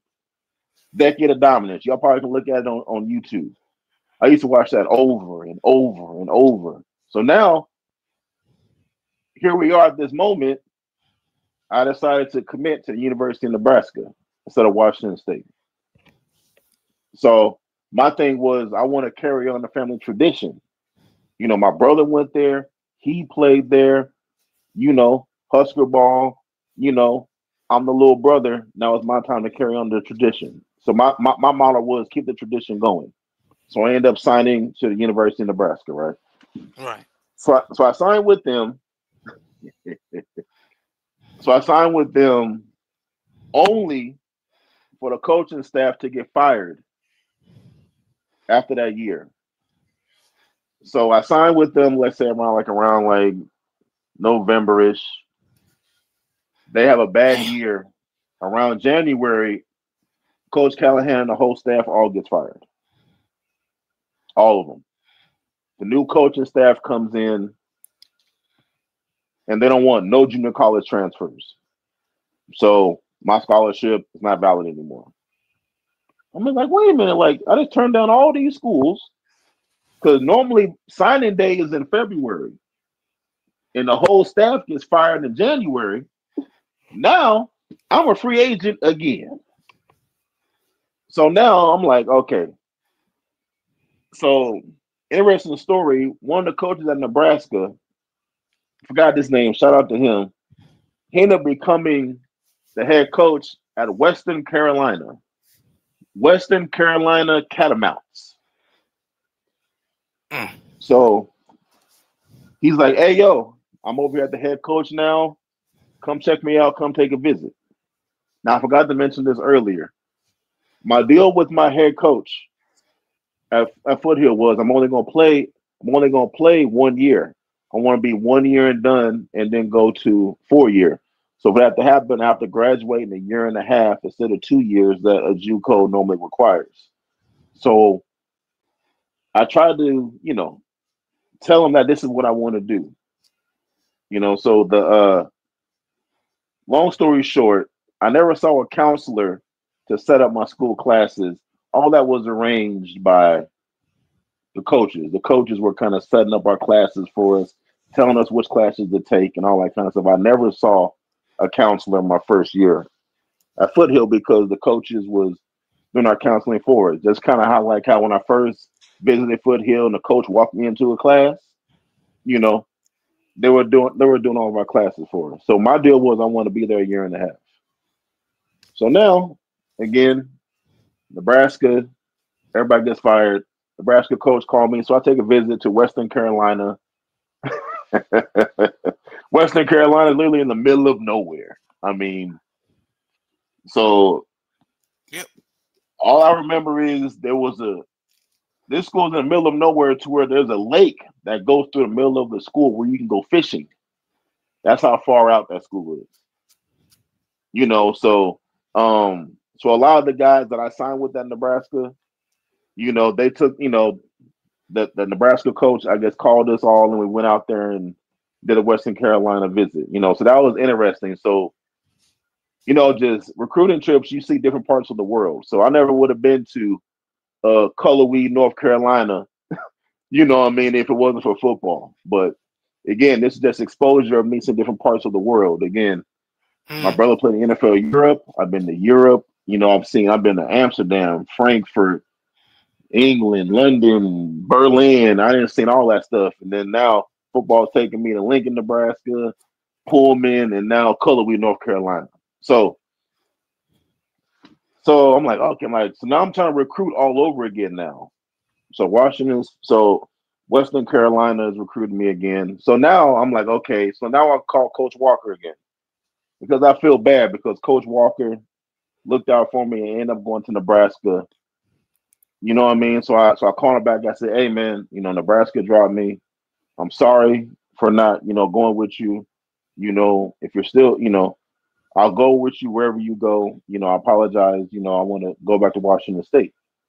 Mm-hmm. He said, okay, well, let me see what I can do. And then come to find out the Washington State staff gets fired because they had a bad season too. Wow. So Washington State coaches get fired. Nebraska coaches get fired. So now I'm out recruiting all over again. So the only offer I have now is Western Carolina. So, yeah, I can hear you. Okay, all right, I lost my audio. Okay, let me try to go back. Let me see. All right, so the only offer I have was from Western Carolina. So now I'm calling all these schools, letting them know, hey man, hey coach, I'm available. They're like, oh well, we don't have any scholarship offers left. We thought you were going to Nebraska and this, won't have anything for you. So I'm like, man. So again, most colleges they try to share up all the scholarships, around November, December, signing days, February. Now I'm in January, a month before signing day, and the only thing I have is Western Carolina. So now inputs Coach John Blake. So Coach John Blake, he was a D-line coach in Nebraska. He was recruiting me and stuff like that. He ended up getting a job at University of North Carolina Tar Heels. The head coach at the time was Butch Davis. So John Blake like, hey, what's up, Townsend? Hey man, you still, hey, you available? Oh, okay, all right, okay, all right, yeah, okay, yeah, okay, yeah, I want you, yeah, okay, all right, yeah. Western Carolina? Nah, don't worry about that. You gonna be a Tar Heel, cuz. You gonna be a Tar Heel, cuz. All right, don't worry about it. I got you. Two days later, North Carolina offered me a scholarship. You know what I mean? So I signed with North Carolina. I take the recruiting to North Carolina. My host at the time was Marvin Austin. Shout out to Marvin Austin. Big Marvin Funny Austin. dude, hilarious. Marvin, for y'all don't know, Marvin Austin was a top high school recruit during that time. He Yes, was like Lord. a top five high school players in the. In Actually, the he might have been nation. number one. He was like number one high school player in the nation. Marvin Austin, the D lineman, number one in the nation.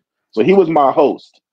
Marvin Austin was hilarious. Me and him was still cool, even several years later on down the road. But he was my host. He showed me around. You know what I mean? And being at the facility. Football got me to where I met Bill Callahan. Football got me to where I met Butch Davis. I was in Butch Davis's office and meeting all the coaching staff. And I was on the field, and North Carolina is where Michael Jordan played. That's where Julius Peppers played at.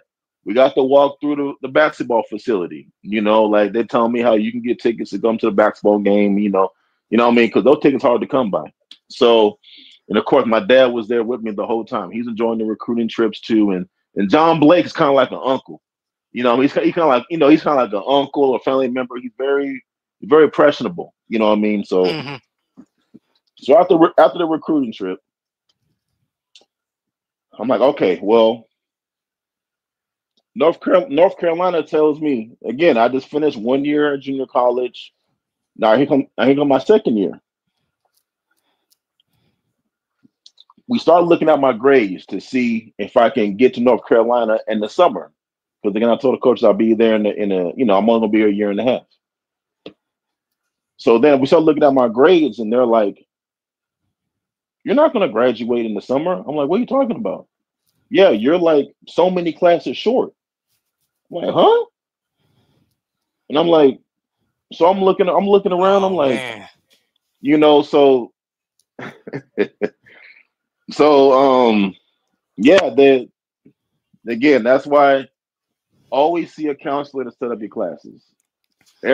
To any young kid out there, have a counselor, a school counselor, set up your classes for you so that way you can know what's going on. So, anyways, I wasn't gonna be able to go to North Carolina in the summer. So now we're around March time. So now North Carolina's telling me, like, look, don't worry about it. Don't play your second year. This is probably the dumbest thing I ever did. North Carolina told me, don't play your second year. Nobody knows you're valuable. Nobody knows you're still out there. Don't play, and we'll bring you in December. We'll bring you in December, and you'll be ready to rock and roll. I'm like, Oh okay. You know what I mean? I'm like, okay. So me and my dad talked about it. Now the foothill coaches, now they want me to play. They're like, hey, Townsend, we need you. Come on out here and play. And I said, nah, I'm not gonna play my second year. I'm gonna sit out. You know what I mean? So they're like, okay, all right, no problem. So I didn't play my second year at Foothill, but I'm going to University of North Carolina. So I'm busting my butt, doing my classes, all that kind of stuff, finishing up my credits. December comes about. December comes about, and I get a phone call from University of North Carolina. So they call me. They're like, "Hey man, how you doing?" Like, "I'm doing good, coach. I just finished all my classes. Boot the group. I'm ready to go out there. I'm ready to be a Tar Heel." Now, imagine I didn't play my second year. I could have easily played, open up recruiting again, but North Carolina told me not to play. right. So yeah, so the University of North Carolina, they told me not to play my second year. So even though I didn't have I thought I had the grades to play in the summer, but that's why it's important to get you a counselor, get you a school counselor, put you on the path for you to graduate on time or when you want to be on time. So the University of North Carolina told me, they said, don't worry about it. Do not play your second year. Hmm. Don't play your second year. Literally the dumbest mistake I ever made. Don't play your second year. We don't want none of the other schools know you're valuable and whatnot. Just fly under the radar, and we'll bring you in December. In December is when you're going to graduate. We'll bring you in during that time, so that way you can start. You can start with us around January. You know what I mean? I said, okay, no problem. So I didn't play my second year at Foothill. The coaches asked me to play. Some of my teammates said, wanted me to play. I'm like, nah, I'm going to sit out and not play. Again, the dumbest mistake I ever made in my life. So now December comes up. I didn't finish all my classes. I didn't did this and did that, and I'm ready. I've been working out. For me, even though I didn't play, I still was doing a lot of training. I worked out with this guy named Tommy Davis. Tommy Davis played. He was a cornerback. He played a little bit in the AFL, and his cousin is Lorenzo Neal. He was a linebacker for the Chargers. So that was his cousin. So I was training with huh? I was gonna say Lorenzo Neal to fullback because I know because he was a Raven. Yeah. The fullback. Yeah. He was the Ravens and Chargers, but I was my trainer's cousin. So cool. I was still doing. He had me doing jump rope. He had me doing bag drills, conditioning. I was doing three cone drills, backpedaling. I was doing all type of stuff, to get ready to train to go to North Carolina. I was in the weight room and everything, So North Carolina even gave me like a weight training book, hey, do these lifts and like a program for me to get ready to, to go into college. So I was doing all that stuff. So now December comes up. I called North Carolina. I said, hey, Coach Blake, hey, I graduated. I have all my classes. I'm ready to be a Tar Heel. I just want to call and let you know. He's like, all right, okay, all right, that's good. Okay, all right, I'll give you a call back, let you know what's going on. I'm like, that's kind of odd. I thought he'd be a little more enthusiastic, right? Mm-hmm. So I'm like, okay. So I'm like, yeah, I'm gonna be a Tar Heel. Man, I got Tar Heel shorts. I got Tar Heel hoodies. Man, I'm ready to be a Tar Heel. And then I see on ESPN, North Carolina Tar Heel football program or athletic or whatever, academic fraud. I'm like, what? Yep, scandal. I'm like, what? I'm like, hold on. So supposedly there was an academic scandal at University of North Carolina with basketball and football players when it comes to classes and stuff like that. To the point to where everybody got fired. Butch Davis, John Blake, all the coaches got fired. John Blake he had his own incident to where he had an agent's credit card. So he was using an agent's credit card and he was funneling players to a certain agent. So all that hit around December. So now, guess who's a free agent again? Damn, man. So I hope y'all kids listening how crazy it can be. Go ahead, man. So long story short, always play. So again, I didn't play my second year because North Carolina told me not to play. So I didn't play my second year. Nobody knows I'm available. And football is not one of the sports where you can just pick up and put down. You have to consistently keep playing. So I didn't play my second year. So now I'm recording. So me and my trainer, we're recording a mini combine. I did 40 drills. I bench pressed 225 for 32 reps. L drills. I'm creating a whole package. And I sent off a whole bunch of tapes. My dad had an account with UPS. I ran that account up. We sent out tapes to everybody across the country. Trying to get, recruiting again. But by then, like I said before, normally around December, January, all the scholarships are gone because everybody knows who they want. So some teams are like, you're available? Well, what's going on?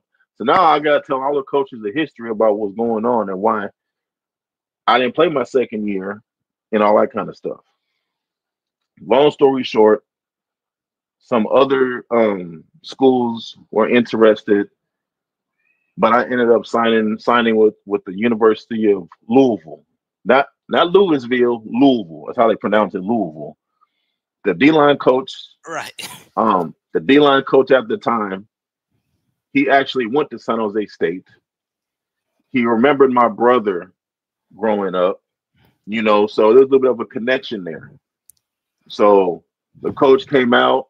He visited with me and my dad. We talked for a while. And then I ended up choosing to go to University of Louisville. So, yep, after all that, after the North Carolina, after the Nebraska coaches getting fired because of the bad season, then the Washington State coaches all get fired for having a bad season. University of North Carolina coaches getting fired for academic fraud. Now here I am, finally going to start my dream of playing college ball at the University of Louisville. Crazy, man. Crazy obstacles you had to go through, man. So basically, you played with Greg Scruggs and William Savoy and Johnny Patrick and people like that, right? Greg Scruggs, William Savoy. I remember on offense. Yeah, no, yeah, I played with Bilal some Powell. Bilal Powell. Yeah, Bilal Powell. So yeah, Bilal Powell played for the Jets. Yeah, shout out to Bilal. You know what I mean? So, but yeah, man. So speaking of recruiting trips, so I took my recruiting trip to University of Louisville. Mind you, I'm a California kid. I've Mm-hmm. never seen the snow before in my life. Never seen the snow. Every recruiting trip I took to Nebraska, I still didn't see the snow. You know what I mean? They kind of organize the trips around to where, you know, the weather looks pretty nice. So I went to go visit Louisville. No snow, no nothing. It looked like California. Sunshine, now cloud in the sky. I'm like, oh, okay, you know, the weather's nice here. I'm not even thinking about no winter weather or nothing. Because where I'm at in the Bay Area, if you want to see snow, you gotta go to Lake Tahoe. That's like 2.5 hours away.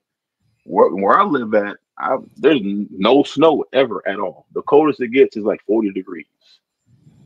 You know, so I go on a recruiting trip, you know, wearing shorts and a polo.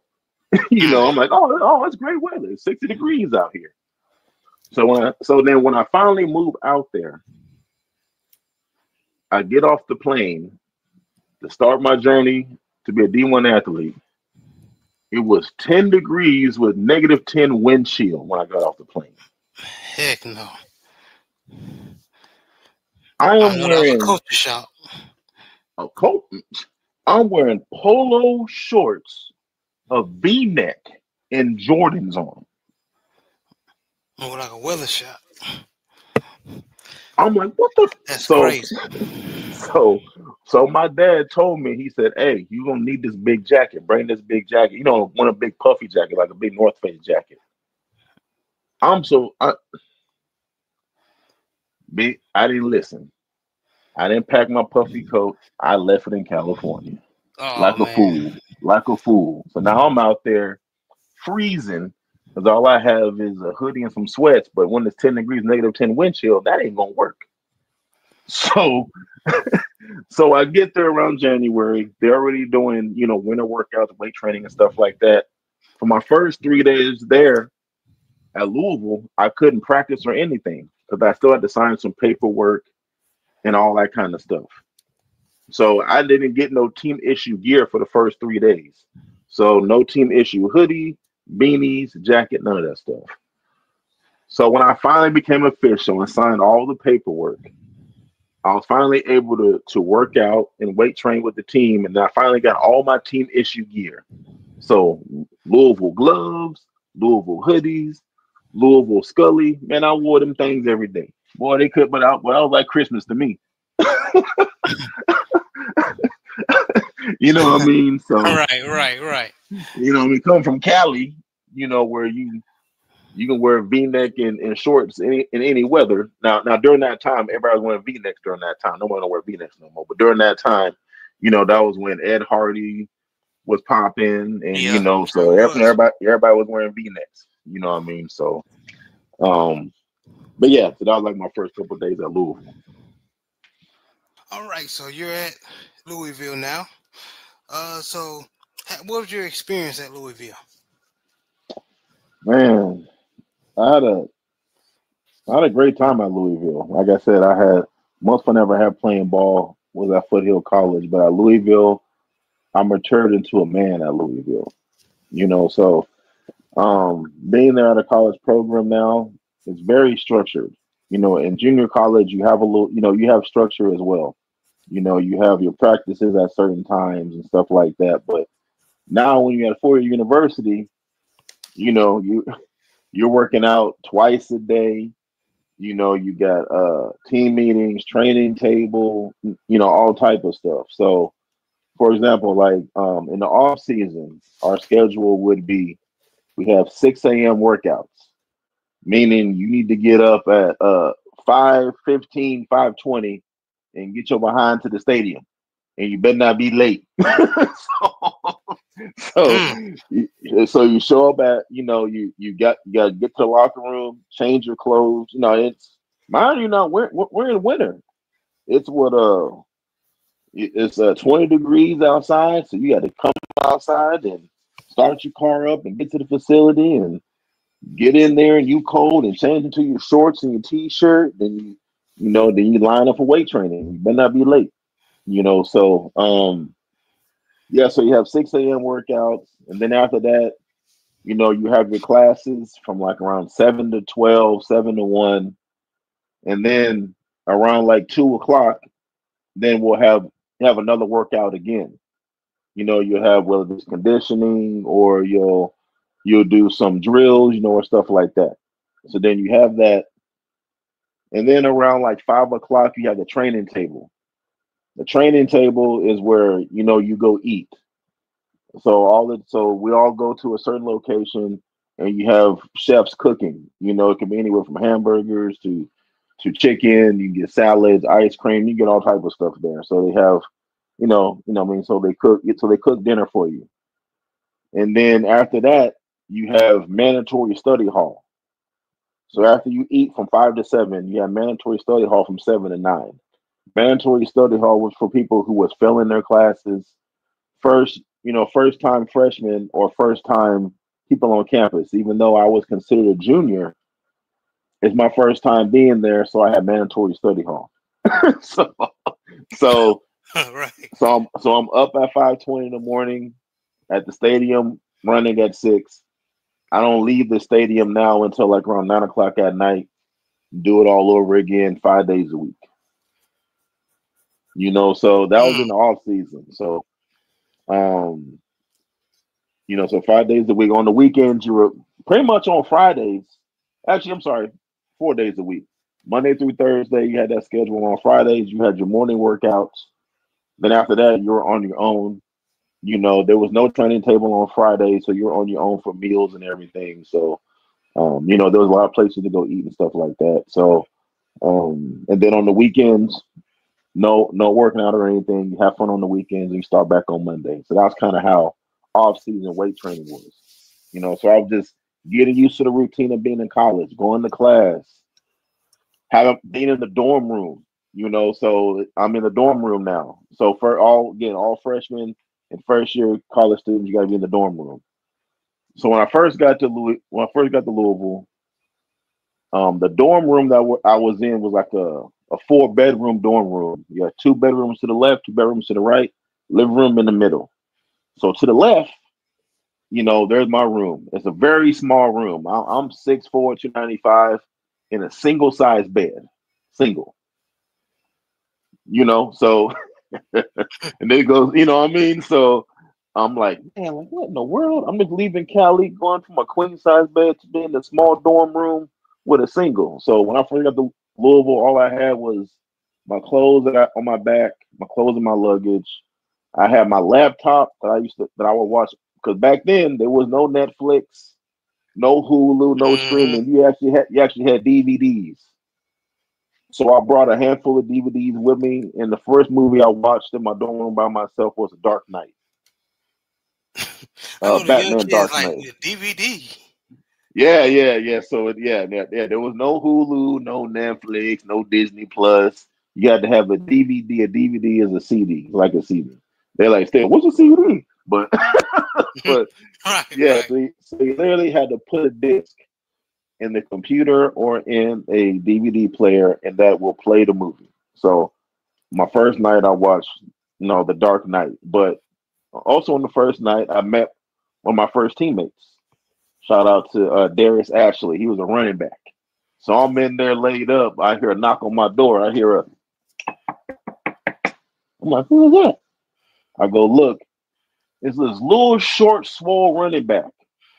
He got 2 chicks with him. 2. He was like, "Hey, what? Hey, you the newbie? Oh, what's up, man? Hey, bro, nice to meet you." Da da da. He gave me a hug. Da da da. He's like, "Hey, this is so and so and so and so. Hey, nice to meet you." Like, yeah, hey man, welcome, bro. Hey man, if you need something, let me know. I'll be next door. You know what I mean? So, but hey man, great to meet you. And then he go back in the dorm room and he do what he do. You Okay. did, you did what I'm saying? So that was my first time me meeting, my dorm room, uh, my dormie, my first time meeting him. That was my first interaction. But yeah, so just getting used to being in the dorm, study hall, practice and everything. So now when spring ball comes around, the schedule changes. So you still have your morning workouts. Well, if it's weight training, conditioning, or whatever, then you have your classes between 7 to 1, 7 to 2. And then for spring practice, we have meetings around like 2:30. So you got to go there. You have to, for us, the linemen, we have to have our lower pads on. We have to have our lower pants on, thighs, everything. You know, you can wear flip flops. But after we leave here, we got to get ready to go to practice. So we're sitting in team meetings with our lower pads on, watching film with our lower pads on, and then we go in there and we go change. We go change and put our shoulder pads on. Then we go out to spring ball practice. So spring practice was from like 3 to 5. College goes in periods. Periods. It could be anywhere from 3 to 5 minutes per period. So college goes between 21 to 23 periods of practice. So now there's different rules now and stuff like that. But when I was playing, between 21 and 23 periods. So you go to spring practice, you stretch, you might do your special teams, then you go to your individual drills, D lineman, O lineman, you do one on ones, then you do something, everybody comes together, O line, D line will do run blocking with the running backs there, then we'll do team drills together, and then that'll normally be the end of practice. Then you may do have like a 2-minute drill, a field goal situation or whatnot, but that's normally kind of how practice went. So then practice be from 3 to 5. Then after you leave there, you're tired, you're sore. Now it's time to go to training table. So you go to the training table, you go eat, and then after you go eat, still have mandatory study hall for all the newbies, including me, from 7 to 9. Your mandatory study hall, which was good because you could also get, if you needed tutoring or whatnot, you can request a tutor or tutor will meet you there. So if I'm having an issue in mathematics, I tell the staff, hey, I need a math tutor. When I show up at mandatory study hall, a math tutor's already there. So that was a benefit of mandatory study hall. So then you leave around 9, go home, and then do it all over again tomorrow. So that was the spring ball schedule. So, and again, just me getting adjusted. I'm a man now. I'm on my own now. I'm not in California. I'm not 20, 30 minutes away from home. I'm in a whole nother state around folks I don't even know. Now it's time for me to be on my own. I need to balance my budget. Because when I was playing, times are different now. Kids got NIL deals. I don't know how much they're making the scholarship checks now, but when I was playing, my scholarship check was $850 a month.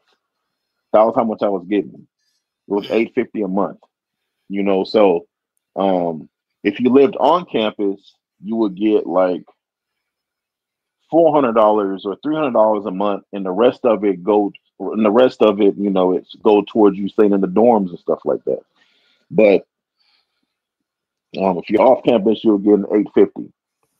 So learning how to balance, your scholarship check. Some of my players, they come from, harsh environments. A lot of them, they were sending half their scholarship check back home. To help out moms or help out the siblings. So, and just like in junior college, I'm around all different types of guys from different cultures and creeds. Same way in college, I'm around guys who are from the South. I'm around some teammates who are country, some of my teammates who are from here or from there. There's only 3 of us there from California. It was a tight end named Cameron Graham. He ended up playing for the Tennessee Titans. A quarterback, Adam Troman. He was from California, and then my homie Tim High, he was from LA as well. So they were like the only three guys from California out there. So but yeah, man. So I'm just getting used to just being around different guys and getting used to the schedule. So what was funny was, so now at spring practice, now you got the spring game. The spring game, pretty much, for guys who don't know what the spring game means, the spring game is like a showcase. So the fans show up. It's fanfare event. And you pretty much you do one versus ones, two versus twos. You do that in front of the fans. I got into a fight in my first spring game and got thrown out. Word. How did that happen? I'm not proud of this. So, one of my teammates, I ain't gonna say his name. Shout out to you. He was known to maybe hit you a little late, or he'll hit you after the whistle.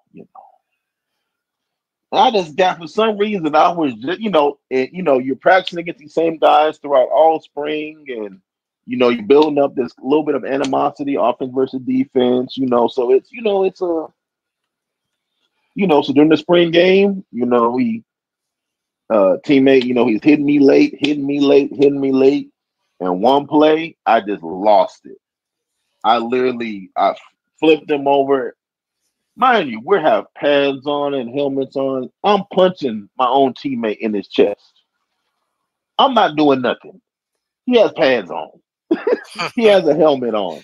I'm swinging on my You was teammate. enraged. You were pissed. Oh yeah. I'm swinging on my teammate. The teammates pull me off of him, and then you hear, "Hey, they fighting." So now it's offense versus defense. So my defensive homies are grabbing the helmet. Hey man, who's fighting? And then next thing you know, I get disqualified. Because in a real football game, you fight, you get kicked out. Yeah. So spring game the rules are like the rules are like a college game. So I got kicked out of spring ball for fighting. I run to the sidelines. I'm like, oh my God, bro. You just got here. You trying to make a statement, and you fight your teammate and get kicked out. I felt so. Of course, the coaches cussed me out, deservingly so, and everything. My teammates was like, Townsend, you out there fighting? Because I'm like the quiet, mild mannered guy. I'm not. I don't say too much. So the fact that I was out there fighting, they're like, man, what the? You must have did something. Right, you don't mess with nobody. Yeah. So then I didn't play the rest of the spring game. The next day, I still felt terrible because I ain't finished the spring game.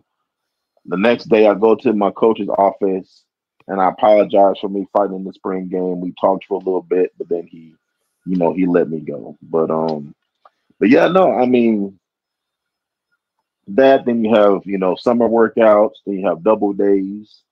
Double days, of course, are always the worst. No matter if you're high school, JUCO, college, or NFL, double days are double days. So now the season is upon us. So Louisville played at the time with the Big East Conference. It was Connecticut, Cincinnati, Rutgers, West Virginia Mountaineers, and teams like that. So yeah, playing in an actual college game, man, it was amazing. Going to all these different stadiums, seeing the different fans and the different crowds and everything, bro. It's an experience. So, so this is like this how the schedule is. Let's say for an away game. For an away game, the game's on Saturday. We fly out about Friday evening. So we'll all meet at the stadium, park our cars at the stadium. Then they have tour buses there waiting for us. Offense on this bus, defense on this bus. So then we get chartered. We take the charter buses to the airport. We kind of go through the private section of the airport. So I forgot one thing. For us to travel and go to all these games, everybody has to have their passport. No government IDs. You have to have your passport. So during the summer, we all had to take pictures so we can have our own passports. and then we all got our passports expedited to where we can actually travel and go to away games. For some reason, you got to have your passport. So I didn't get my passport until I went to college. So my passport as an adult, because I was having when I was a kid when I was going to Germany and England, but as an adult, I didn't get my first passport till I was in college. So again, we go to charter buses, go to the airport, the private sector of the airport, and then we go through the private screening, metal detectors and stuff like that. And we have a team issue plane. So when you get to the airport, they have like some snacks, like water and stuff. So away games, that the job is to keep you fed and hydrated. So there's always water around. So grab water and stuff. You get on the plane. All you need is literally like a duffel bag. No suitcases, nothing like that. You have a duffel bag with all your clothes in there, your team issued sweats and stuff like that. We didn't wear suits walking into the stadium. We just wore like sweats, like Louisville black sweats with like a white stripe on the side, a black track, jacket with a Louisville emblem on it, and that was it. And we all wore the same shoes, so Louisville was sponsored by Adidas. So we all wore Adidas shoes. So anyway, we get on the plane, and on the plane, everybody knows where they're supposed to seat, a designated seat, and there's already snacks for us on our seat. There's like a white bag with like sandwiches and snacks on it. So you sit down, you can eat on the plane. And then let's say we're playing in, let's say, Connecticut. We land in Connecticut, and then we go from the plane and we get on the chartered buses again.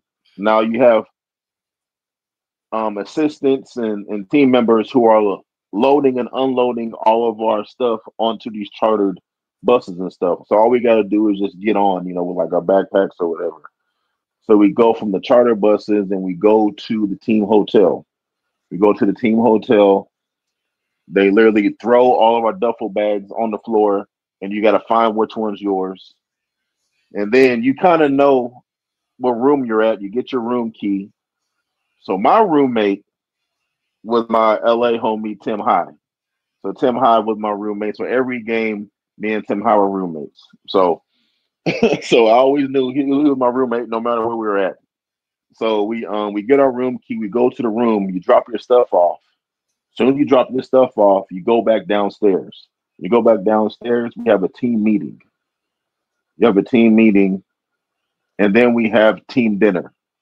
So we have team dinner. Normally at these team dinners, anywhere from lasagna, pasta, steaks, chicken, stuff like that. Mm-hmm. The usual, yeah. So yeah, so we sitting there, and you normally sit with like your position group.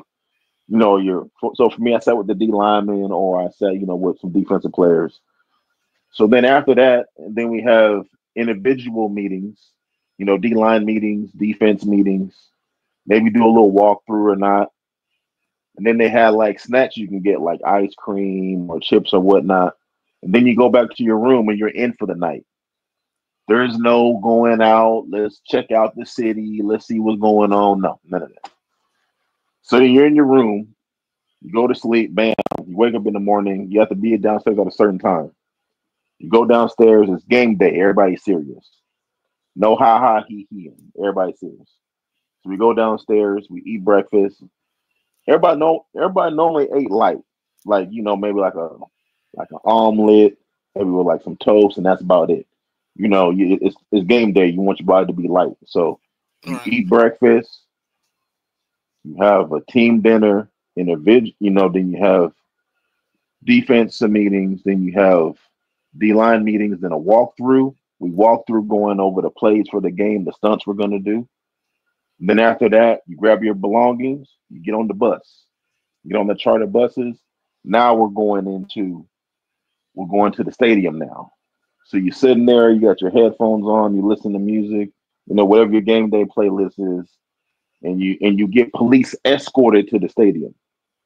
Kind of like they do in the NFL. So in college, you still get escorted to the stadium. They block off the roads, the police escort you to the stadium. So we pull up to the stadium. We all get out. We take our stuff. We go into the visiting locker room. You find your locker depending on your number. So it's going to say 94 Townsend on the locker. So you go, drop your stuff off. During that time, you can go walk the field. Just look around. You're used to your surroundings and whatnot. Then players will go back in there. You have so much time till kickoff. So then you get ready, get dressed, chill out. You can go back out there and warm up. Quarterbacks may warm up, kickers warm up. D linemen, we really need to warm up, but I'll still go out there and just look around. You see, you see all the broadcasters, the fans are starting to show up now. They go back inside, you put your uniform on. You go back out there again. Now it's time to warm up. Now you're warming up. You're doing O-line drills. You're doing team drills, stretching and everything. And then after that, it's game time. You play the game, however long it is, the regulation or overtime.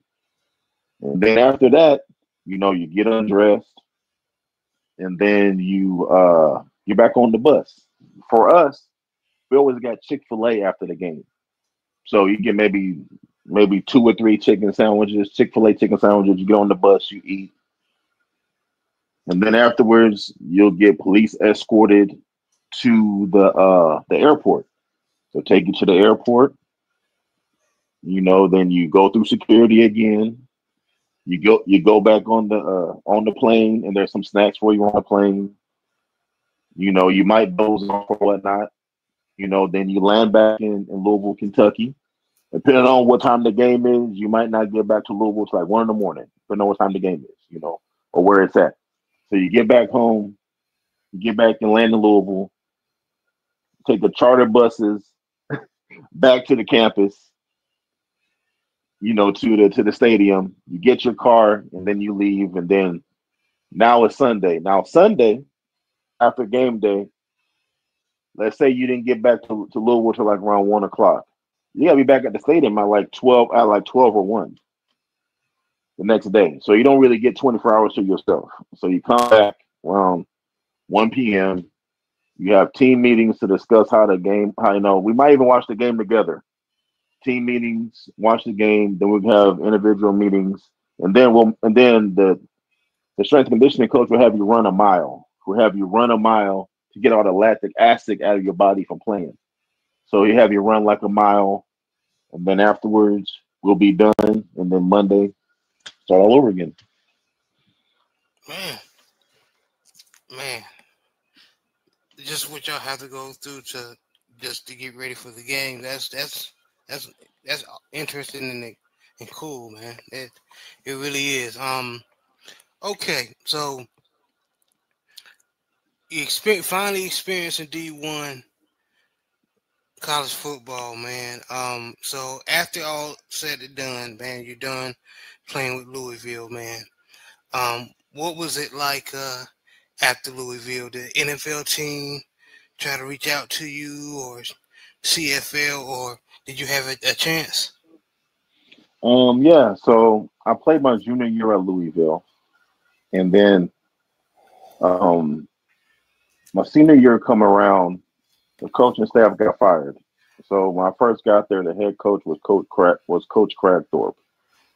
We had a losing year my first year, so we ended up the coaching staff got fired. We ended up getting a new coaching staff. So the head coach that we get is none other than Coach Charlie Strong from the University of Florida. He was down there, defensive coordinator down there. He was with Tim Tebow to KO Spikes, Aaron Hernandez, the Pouncey brothers, all of them was down there. Joe Hayden, that's where he just came from. So he just won national championship. So he came, he was our head coach. The first introduction meeting was hilarious. So what you mean by that? So we had our first introduction meeting. He's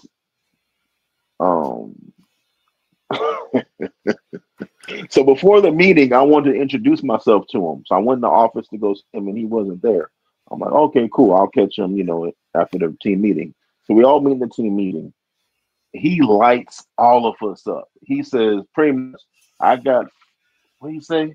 So on a college team, you got about 100 plus players. You have your scholarship players and you have your walk-ons. But Coach Strong said, I got 52 mother effers below a 2.0. 52 below a 2.0. I even have walk-ons below a 2.0. As a walk-on, you must be boosting the team's GPA. He's just going off on everybody. See, I did that in high school. I didn't do that in college. Right. You learned your lesson, right? I learned my lesson. So I was below a 2.0. I had like a 2.9 or whatever. You know what I mean? So I'm like, whoo, it wasn't me. But he's going off on all of us. And so we end up all getting mandatory study hall, all of us. So, but yeah, so then my senior year with Coach Strong, I did not end up playing my senior year. I went through summer training, spring ball and stuff like that, but then they ended up not playing. My father ended up getting very sick. He ended up getting very sick, and it was messing with me mentally. And then my pops asked me if I would come back home to take care of him. So I ended up foregoing my senior year, and I came back home for several months to take care of my pops. So I didn't play my senior year, but I gotta give a huge shout out to Coach Strong. Coach Strong kept me on scholarship. He didn't have to. He kept me on scholarship and allowed me to graduate and everything, even though I didn't play for him. So Shout he out to didn't your have brother, to. man. He didn't have to do that. He did. So I came out to Cali, took care of pops, and then when I came back, it was like around November, December time. So shout out to all my teachers. They understood the situation and they let me kind of work from home, kind of thing. Even though classes were in person, they allowed me to kind of work and whatnot. So I was projected to graduate December 2011, but I was one class short, from graduating. So I didn't graduate until around April 2012. But so even though I was on scholarship, now my senior year is over, and now here come the new crop of guys. So I'm still on scholarship. So what they had me doing class checks. So for all my college homies, y'all know what class checks are. For y'all who don't know,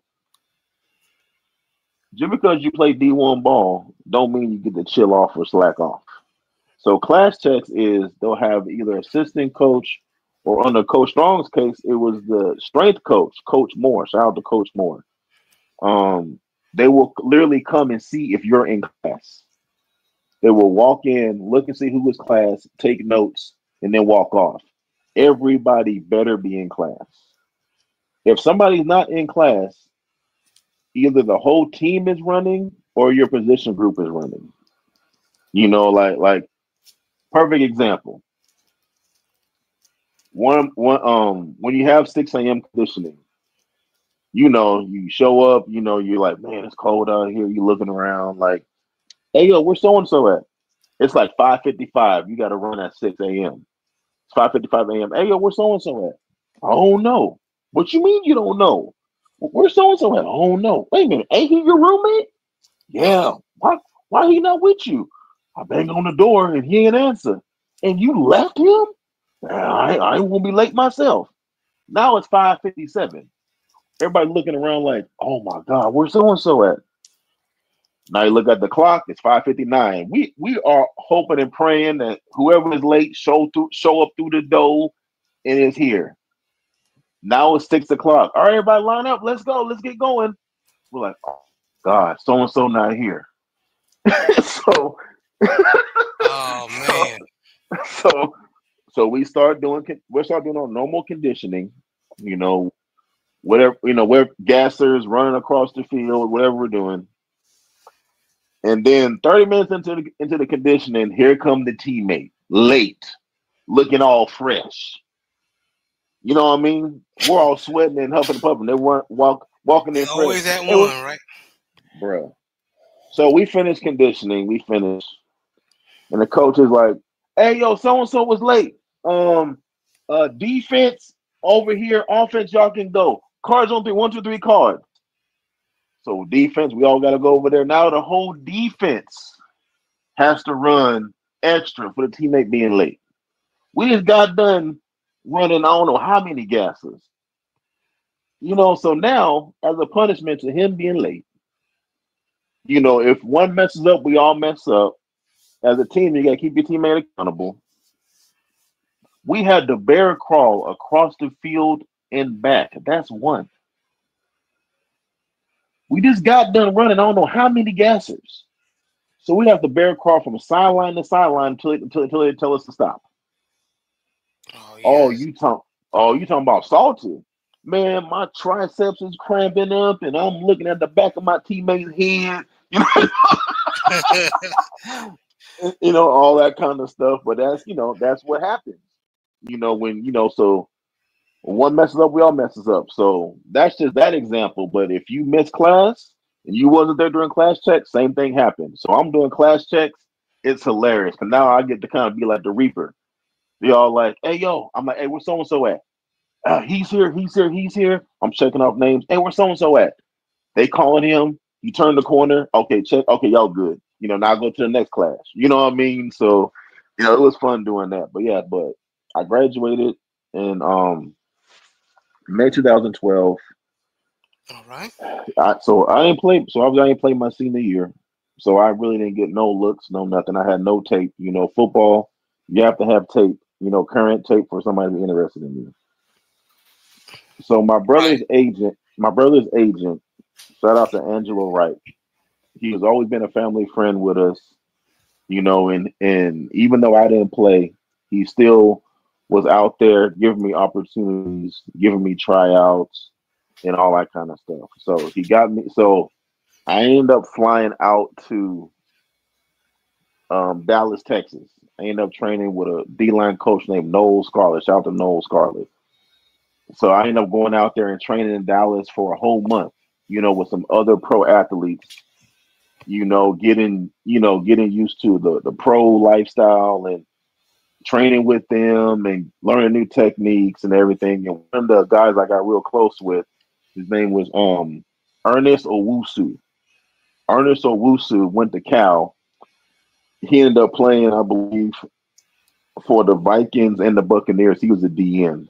So me and him became real close because we're both from the West Coast, So me and him real tight. Me and him talked several years after everything. But so I was pretty much around Owusu the whole time because again, he played in the league. So I was attached to him, learning new drills and new techniques and all that kind of stuff. So all I did for that whole month was work out twice a day. And I mean, we literally start training at 9 a.m., don't leave till like 2 or 3. This is like the pro lifestyle. You train and eat, train, eat, train, eat, train, eat, train all day. You know what I mean? So, and then after that, I got an opportunity, as they say, I got a cup of coffee, in the league, and then I ended up tearing up my hamstring, and that was pretty much was the end of my football career. So, Oh um, man. so I had so after my hamstring healed up, which took about 6 months to heal, I had a CFL workout, and during that time they had a league. I think it was called the UFL. They were starting up, so I did those 2 tryouts. It's funny, the CFL tryout. I was doing D line drills, but then the coach said, "Let me see you. Let me see you. You ever played O line before?" I said, "I played in high school." He's like, do some O line drills real quick." And I'm like, man, I ain't done none of this in forever. But all right, no problem. I'm trying to make a team now. You know what I mean? So I'm doing whatever now. So I did some Right. online drills and I was phenomenal. I was stopping guys and I was just doing O-line, I was just some D-line drills, swimming by guys. I had good hands. I had all that stuff. But I flipped the O-line and it all came back and I was just perfect. The CFL coach said, "Hey man, that's what we want to see. We'll be in touch. Send us some film, and then we'll try to get you out here to the CFL." That obviously didn't transpire. And then I did a UFL tryout, mainly with D line work. I was killing them out there, but that league ended up never happening, and then that was it for my career, So, yeah, so I gave up playing football in 2020, 2013. I mean, 2013. Okay. Well, so man, that had to be definitely rough, man, and a blow for you as far as your football career. Now, you were obviously talented. Um, how do you translate or fight the mindset of, man, what do I do? You pretty much play football all your life. Hmm. How do you make that pivot? Because those of you who don't know, you're pretty successful businessman. So, for the young brothers, man, who's in this position or calling to quit football, realize their football careers coming to a conclusion. Uh, how do they make that pivot in your opinion and your experience based on your Man, I'm not gonna lie to you, bro. It was hard. I stopped playing ball in 2013. It literally took me till 2019 and 2020 for me to come with the grips of I'm not ever gonna play football ever again. So from mm, the age of 5 or 6, me watching my brother at Nebraska, me dreaming and daydreaming all these years about playing in the NFL from when I was 5 years old to where I was in college. Me just manifesting and, just dreaming of being and making it to the NFL. Ever since I was a kid, I wanted to play in the NFL. That's all. So from I was 5 years old all until I was 23 years old, that's all I cared about was playing in the NFL. I didn't have no other hobbies. I didn't have no plan B. You know what I mean? So it was just playing in the NFL. So once that dream was over with, now I have to live life without football. So shout out to Coach Strong again. He allowed me to get my degree. I have my degrees in criminal justice. So now I have this degree. I'm not playing football no more. So now I got to figure out, okay, what do I do next? So now I got to find my identity outside of football. Because from high school, JUCO to college, your identity is football. You're a football player. You're number 94. You play for this team. You have a daily regimen, a daily schedule you have to follow. You have teammates. You have all these things you have to do. And now you are a civilian now. You're not a football player. You're a civilian.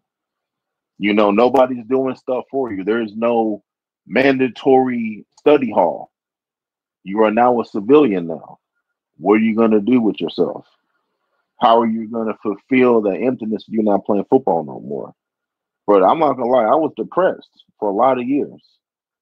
Because when you try and put so much effort into something, when you have those 6 a.m. workouts, when you're doing 2 a days, when you at the weight room putting in extra work, when you're dieting a certain kind of way, when you're doing all these sprints, you're doing all these things, you're working towards a goal. Now that goal is gone.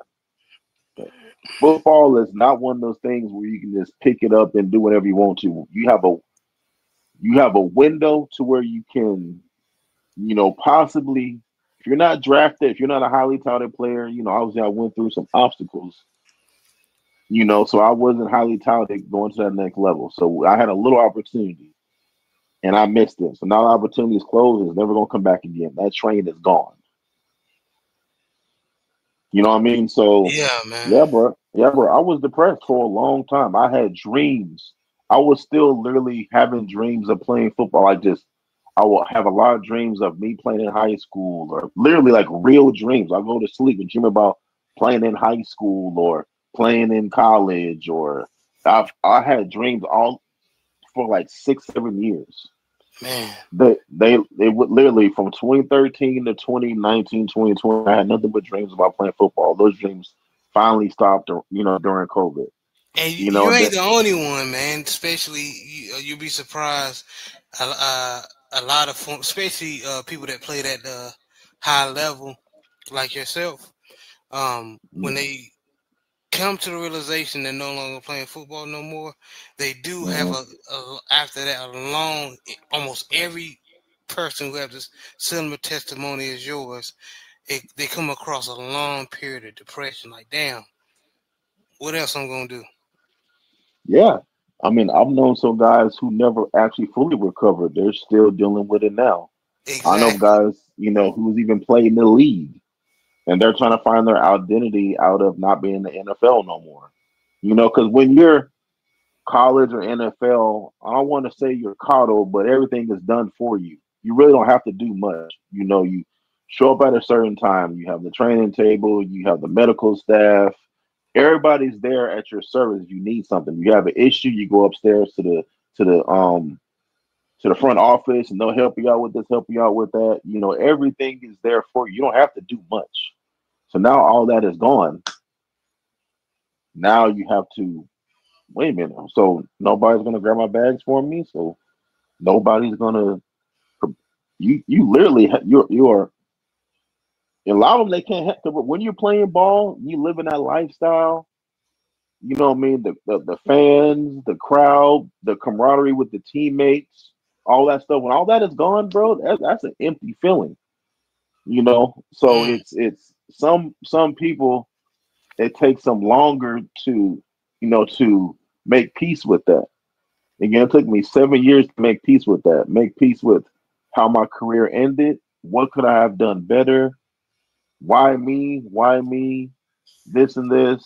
To finally say, okay, everything happens for a reason.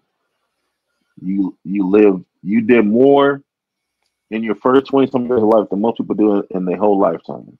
You went exactly. through you went through several phases. You came out at the end and you have your degree. Now use that and go into the workforce now. So after I stopped playing 2013, I was able to fall back. My family owns a business called Townsend Automotive. It's been around going on now 40 plus years. The first, it's my dad was one of the first black auto repair shops in the Bay Area. So been around for 40 plus years. When I stopped playing, I was able to work at the shop while I was filling out applications for jobs in my degree field. So when I started playing, I'm like, okay, football's over for me. I need to get a job now. Right. I need to move on with my career. I have a degree in criminal justice. What can I do? I started looking at police work, probation work, secret service, federal law enforcement, flight marshal. I was looking at anything I can think of, and I started just applying like crazy.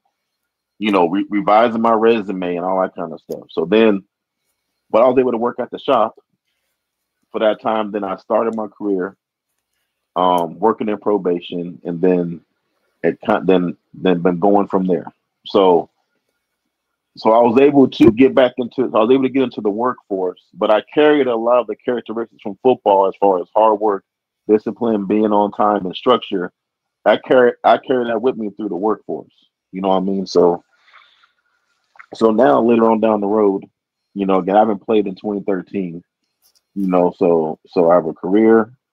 The family business is still going, and then I'm able to be a part of Old Hillside Bourbon Company. I just came latched on with them this year. I'm with those good brothers. I was able to find my passion outside of football.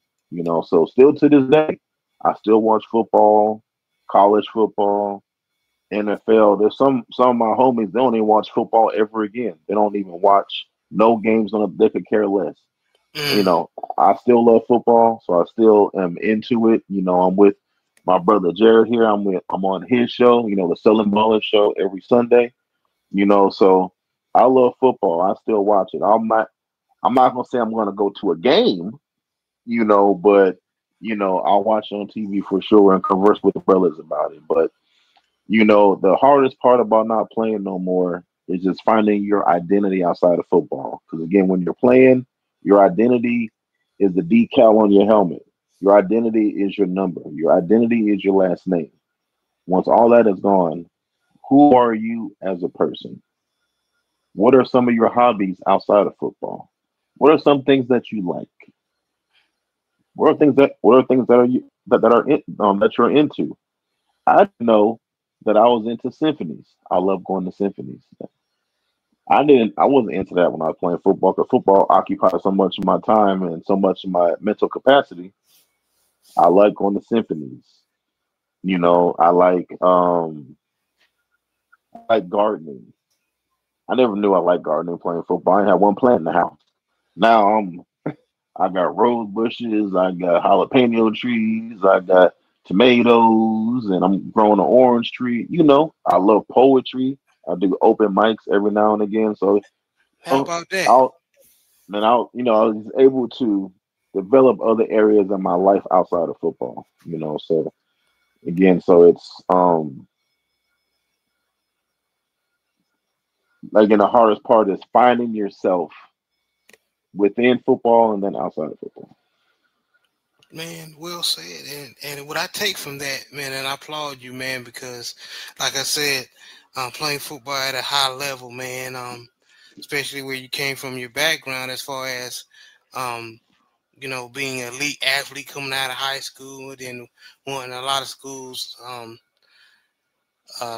wanting to for you to come play for them, man, and then just to end just like that, it definitely can work on your mind. But what I take from what you were saying as far as you finding hobbies and finding out like who you are after football, what I take from that and what I uh, sh- share to the younger audience or younger men that's making that pivot as well.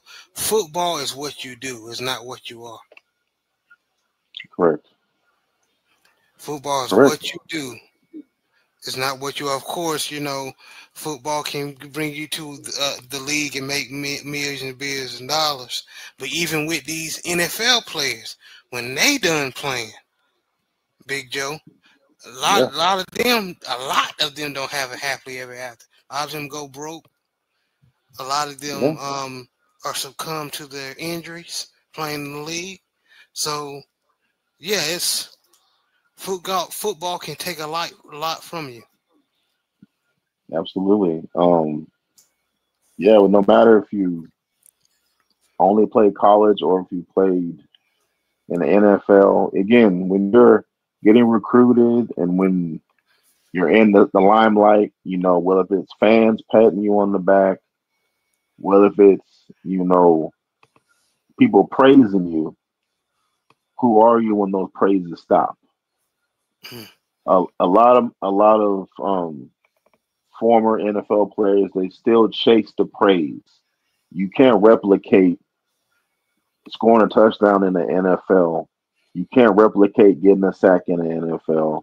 You can't replicate the crowd cheering in the NFL outside of the NFL. That thrill, that attention, that adrenaline, you can't find that nowhere else. And once that's gone, yeah, you were a great player, but now there's new players on the team every year. Yeah. You were the man in 2023 or 2022. Now in 2025, you're 3 years removed. Ain't nobody thinking about you no more because we're on the 2025 team. We're looking So a for lot of the next best thing. Yeah. yeah, so a lot of people have a lot of players have a hard time. Hey man, hey, I'm so and so when I played. You ain't on the team no more. Right. Right. You know what I mean? So that's kind of hard. Those pats on the back stop. You get moved to the front of the line at the club don't happen no more. You know what I mean? Them valeting your car and you tossing the keys. That don't happen no more either. Now it's that, hey man, who are you again? Man, get out the way. Hey, so and so, the player. Hey, you come on through. That little that female used to mess with that, used to do something strange to you. Now she acting funny because you ain't about to make it to the Hey, league or you ain't playing ball no more. hey, hey. The girls that were in your DM when you was playing ball, they in somebody else's DM now, because they playing ball. Yeah, Now you're a civilian. yeah.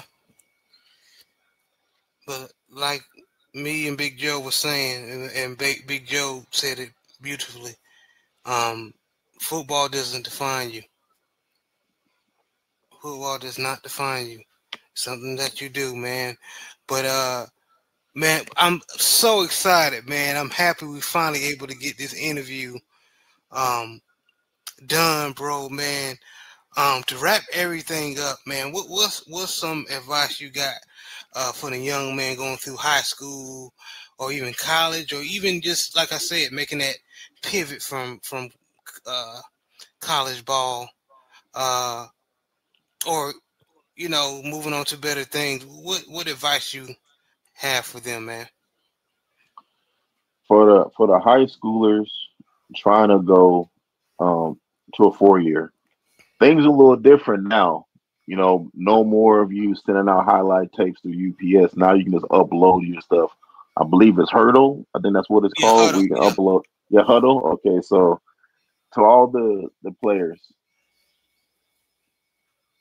my motto is exposure leads to expansion. That's my motto now, just in my everyday life. Exposure leads to expansion. One thing I regret is not playing two sports in high school. I played basketball my sophomore year for the school, and that was it. I should have ran track. If I would have ran track, I would have had me more explosive. Nowadays, I know we have a lot of singular training. Now you got quarterbacks training when they're in like middle school and stuff like that. Now you have D line 101 drills, in like eighth grade. Play another sport. You know what I mean? I would recommend if you're a D lineman or whatnot, do track. Just do the track workouts. You don't have to participate in the 100. You can just do the shot put. Do a track workout. It'll help your explosiveness when you're playing D line.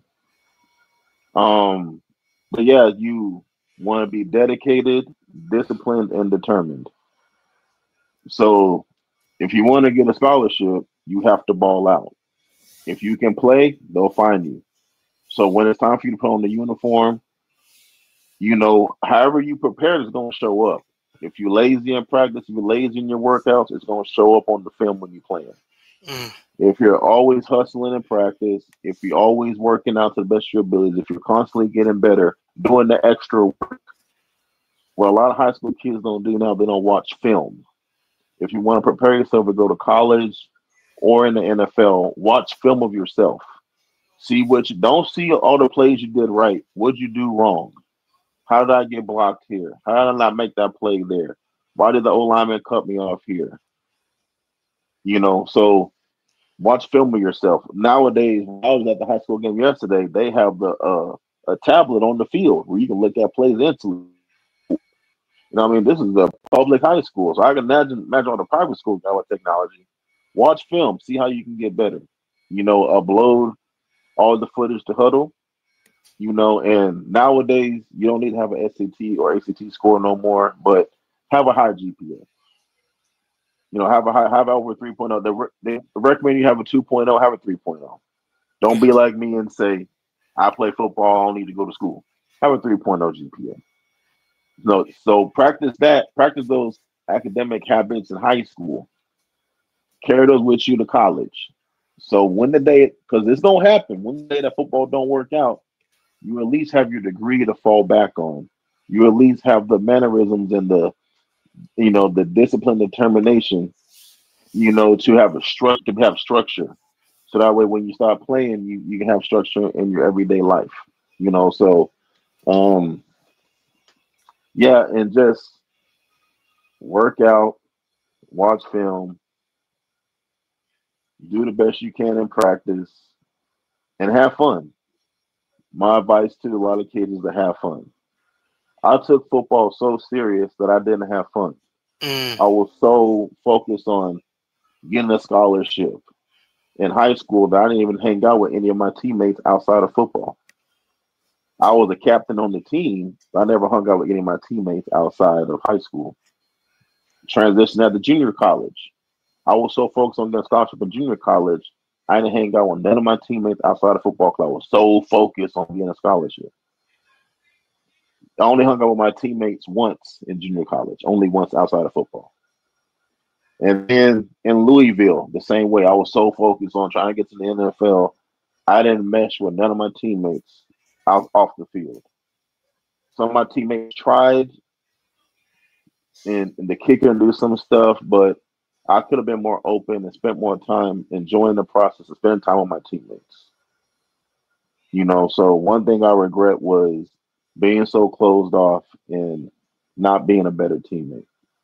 So I connected with some guys, but I wish I would have connected with more guys if I wasn't in my own head and not just enjoying the process and having fun.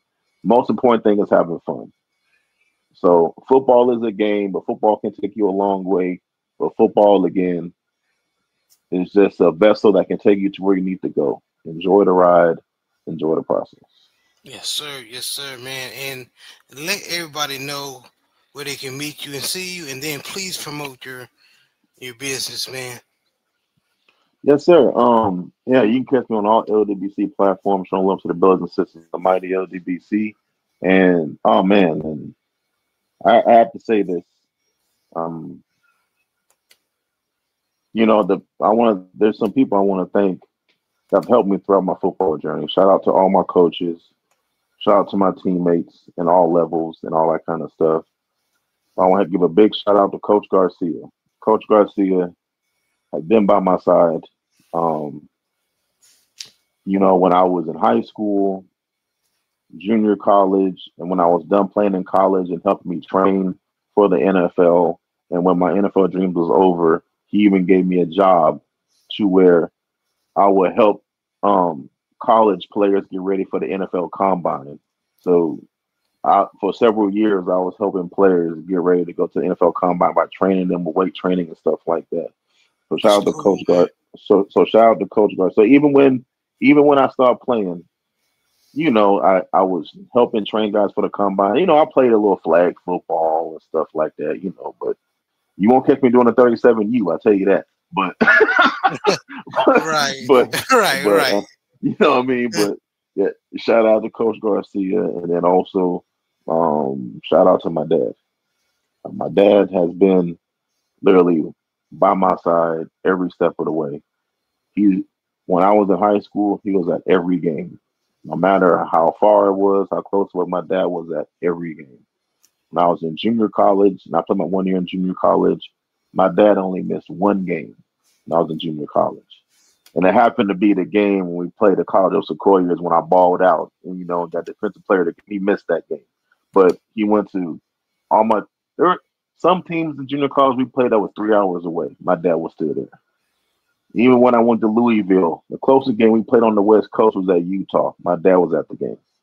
So in all levels that I played in, I can always look in the stands and see my dad in the game. So my dad has always been by my side. My dad has always supported me in my dream of playing football.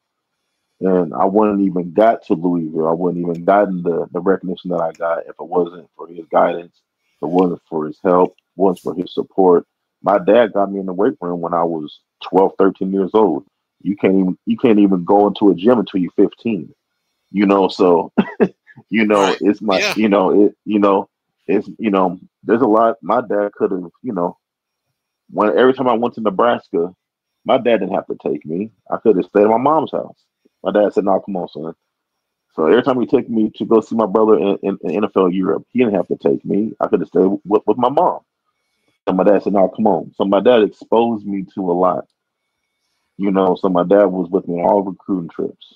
You know what I mean? So shout out to all the fathers, who have, Yes, who man. are who are there and who don't get the credit. So again, shout out to my pops. No matter what level I was playing, then I can always look in the crowd and see my father. And after the game, soon as I get done playing, especially when I was in college, I would call my dad and he would ask me how to, he was always watching the game on TV. We would talk about the game right afterwards. So even if he wasn't there, he was still watching the game, recording the games, and we would talk afterwards. So a big and huge shout out, to my pops. Shout out to the pops, man. So Good, strong black man, man. yeah, so yeah, man. So shout out to Coach Garcia and also rest Coach Garcia, and shout out to my dad, and also shout out to Angelo Wright, my agent, my brother's agent. He passed away several years ago. Rest in peace. Shout out to you, Angelo, for giving me an opportunity. You know, he could have said, "Man, you didn't play your senior year, man. It's over for you." He still said, "Nah, man, we're gonna try to get you going." So he made phone calls for me. He put me in position. He did the best he could to try to get me in the league, and it just wasn't in the cards for me. So rest in peace, Angela Wright, and I appreciate everything you did for me. So those are the people I want to say did the most for me in my career, and then also, yeah, business ventures. If you need your car worked on, if you live in the Bay Area, stop by Townsend's Automotive. We work on everything from Hondas all the way to Mercedes. Been in business for 40 plus years. We have a 4.5-star rating on Yelp and also on Google reviews. Stop by Townsend's Automotive in the Bay Area. Um, you know, we'll take care of your car for you. Support Also, black big business. shout out to Old Hillside Bourbon Company. Old Hillside Bourbon Company. Say it three times like Umar Johnson. Old Hillside Bourbon Company, black owned whiskey company that actually started in North Carolina. The brothers, they're at North Carolina. I was almost a Tar Heel, so that little bit of connection there. We're located in Kentucky, North Carolina, Hawaii, and California. In 2026, we'll start being in stores on the East Coast, but you can grab you a bottle now at oldhillsidebourboncompany.com and we will get it to your front door as soon as possible. Some brothers have got their bottles within 1 day, 2 days, so it's fast shipping. So again, if you're in Hawaii, you can get Old Hillside Bourbon Company in the stores. If you're in California, Old Hillside Bourbon Company. If you're in Kentucky, you can get Old Hillside Bourbon Company in the stores. And if you're in North Carolina, Old Hillside Bourbon Company. It's available at Bevmo and also Total Wine and More. And again, if we don't have it in your area, you can always get it online. Brother Gerald Levin Green, he bought a bottle online and he got his quick. You can Yes. buy that. Buy that Old Hillside Bourbon Company.com, the best premium um, whiskey on the market. So holidays are coming up. Birthdays are always going around. Taste the greatness in Old Hillside Bourbon Company. Yes, sir. Yes, sir, man. And again, man, I appreciate you for doing the interview. We was able to finally get in there, man. But y'all, man, I hope y'all enjoyed this interview, especially for the young ballers out there, and then for the parents who you got kids dealing with this, man. Hope y'all learn from this, man. But this was Jared O. Levin Green. Y'all have a blessed night.